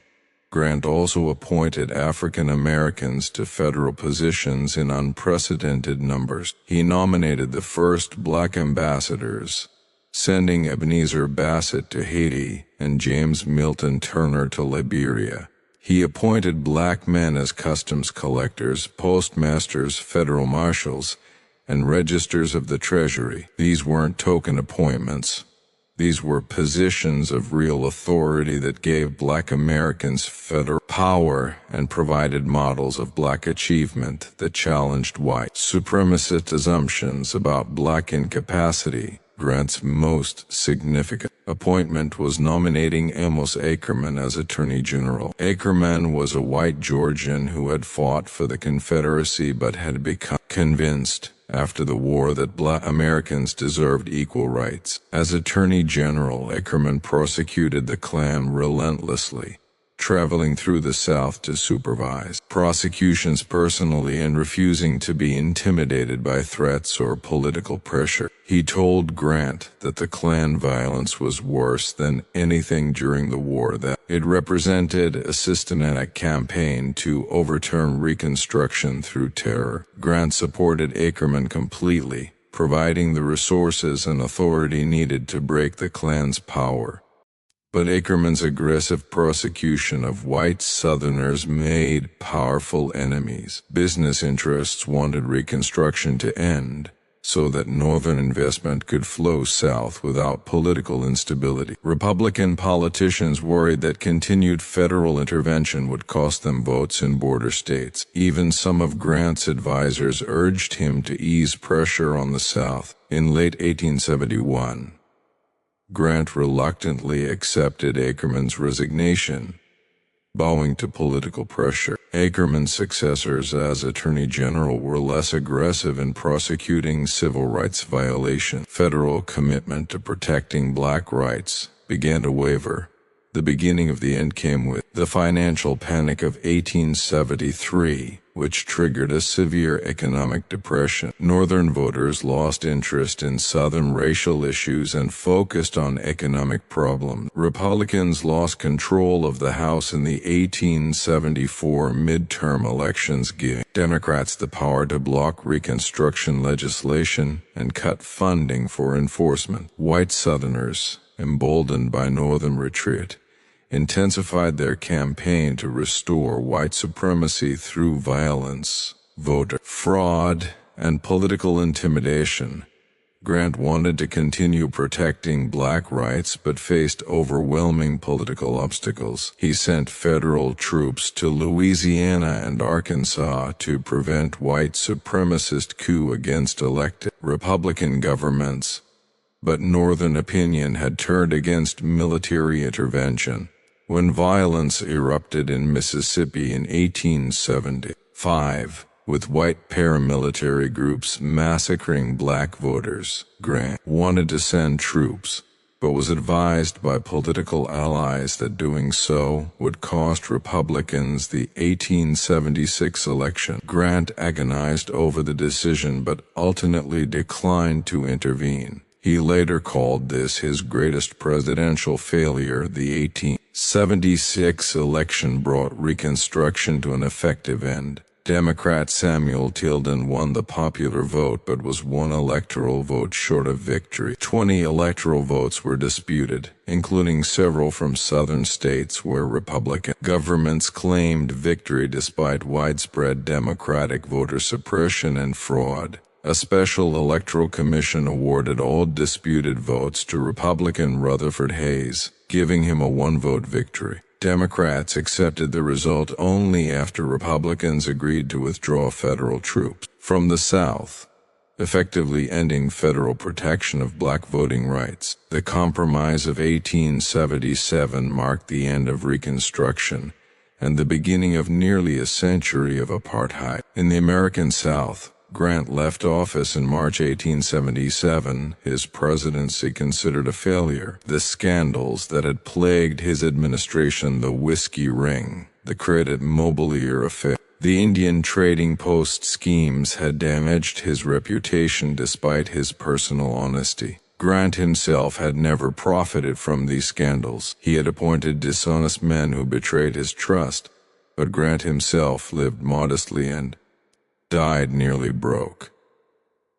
The scandals were real, but they were used to discredit Reconstruction itself, to argue that federal intervention in the South had been corrupt and misguided, that Grant's attempt to protect black rights had been naive or opportunistic. This narrative dominated American historical memory for nearly a century. The Dunning School of Reconstruction History, which emerged in the early 20th century and dominated academic discourse until the 1960s, portrayed Reconstruction as a corrupt failure and Grant as an incompetent drunk whose administration was defined by scandal. This interpretation served white supremacy's purposes perfectly. If Reconstruction had been corrupt and misguided, then its overthrow was justified. If Grant's attempt to protect black rights had been a failure, then abandoning black Americans to Jim Crow segregation was understandable. The lost cause mythology that romanticized the Confederacy and demonized Reconstruction became embedded in American culture through books, Films like Birth of a Nation, textbooks that taught generations of students that Reconstruction was a tragic mistake. Only in recent decades have historians begun to correct this distorted record. Modern scholarship recognizes that Reconstruction represented America's first genuine attempt at multiracial democracy, that Grant's administration fought courageously to protect black rights against overwhelming white supremacist violence, and that Reconstruction's failures aim not from corruption but from the nation's unwillingness to sustain the commitment necessary to transform the South and protect freed people. Grant's personal reputation has been rehabilitated as well. The image of Grant as a drunk was always exaggerated. He had struggled with alcohol during lonely frontier postings before the war, but he had been sober throughout the war and the presidency. The persistent drunk narrative was part of the campaign to discredit him and everything he represented. Similarly, the scandals of his administration, while real, were weaponized to attack Reconstruction itself, rather than evaluated on their own merits. Grant's personal honesty has never been seriously questioned. He died broke after being swindled by a financial partner, and he spent his final months writing his memoirs to provide for his family, finishing the manuscript just days before his death from throat cancer in 1885. The memoirs themselves helped restore Grant's reputation. They were brilliantly written, clear and direct, focusing on military operations with remarkable objectivity and generosity toward former enemies. Mark Twain published them and they became a bestseller, providing financial security for Grant's widow. But the memoirs focused on the war and said little about Grant's presidency, particularly about his civil rights efforts. Grant seemed to understand that Reconstruction was already being erased from national memory and that defending his civil rights record would be futile. Better to focus on the war, where his reputation was secure. For a century, Americans remembered Grant the general but forgot Grant the civil rights president. They celebrated his military victories, but ignored his battle against the Klan. They acknowledged his presidency's scandals but forgot his Justice Department's prosecution of thousands of white supremacists. They accepted the narrative that Reconstruction failed because of corruption rather than because white Americans, North and South, rejected racial equality. This forgetting was deliberate. Grant's presidency represented an existential threat to white supremacy. He had demonstrated that the federal government could protect black rights if it chose to do so, that domestic terrorism could be crushed through aggressive federal prosecution, that multiracial democracy was achievable if the nation committed to it. These lessons had to be unlearned if Jim Crow segregation was to be established and maintained. Grant's reputation had to be destroyed if white supremacy was to be restored. The civil rights movement of the 1950s, 1960s represented a second Reconstruction, another attempt to achieve the racial equality that Grant had fought for. The parallels were striking. Federal troops protecting black children, integrating schools, federal prosecutors bringing civil rights cases, federal legislation protecting voting rights. White supremacist terrorism met with federal force. The lessons that had been deliberately forgotten from Grant's era had to be relearned at enormous cost. Modern historians now recognize Grant as one of the more significant presidents, usually ranking him in the top 15 and sometimes higher. His civil rights record is acknowledged as visionary and courageous. His use of federal power against the Klan is recognized as necessary and appropriate. His commitment to black equality is understood as genuine and radical for its time. The scandals are acknowledged but placed in context. They were real but not worse than scandals in many other administrations, and they didn't reflect personal corruption by Grant himself. What makes Grant's story so tragic is not that his administration failed, but that his vision was abandoned. He had shown that racial equality was achievable, that federal power could protect civil rights, that white supremacist terrorism could be defeated, but sustaining that achievement required a level of commitment that white Americans weren't willing to maintain. When Northern voters lost interest, when political leaders decided that economic issues mattered more than civil rights, when compromise with white supremacists seemed easier than continued confrontation, Grant's revolution was systematically dismantled. The erasure of Grant's civil rights record from popular memory represented one of the most successful propaganda campaigns in American history. For nearly a century, Americans believed that Reconstruction was corrupt and misguided. Federal protection of black rights was naive or opportunistic. That Grant was a drunk who failed as president. These beliefs served white supremacy by justifying Jim Crow and discrediting federal intervention to protect civil rights. Only when the civil rights movement forced America to confront racial injustice again did historians begin to recover the true history of Reconstruction and Grant's role in it. Grant's presidency teaches uncomfortable lessons about American democracy. It shows that achieving racial equality requires not just constitutional amendment or favorable court decisions, but sustained commitment backed by federal power. It shows that white supremacist terrorism must be confronted with force.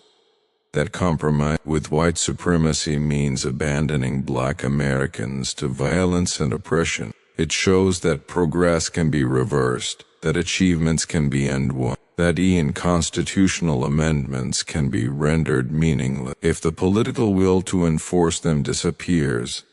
Ulysses S. Grant tried to complete the revolution that the Civil War had started. He used federal power to crush the Klan, protected black voting rights, appointed black Americans to federal office, and fought for racial equality with a determination that wouldn't be matched for nearly a century. His effort failed not because of corruption or incompetence, but because it was too radical, too threatening to white supremacy, too far ahead of what white Americans were willing to accept.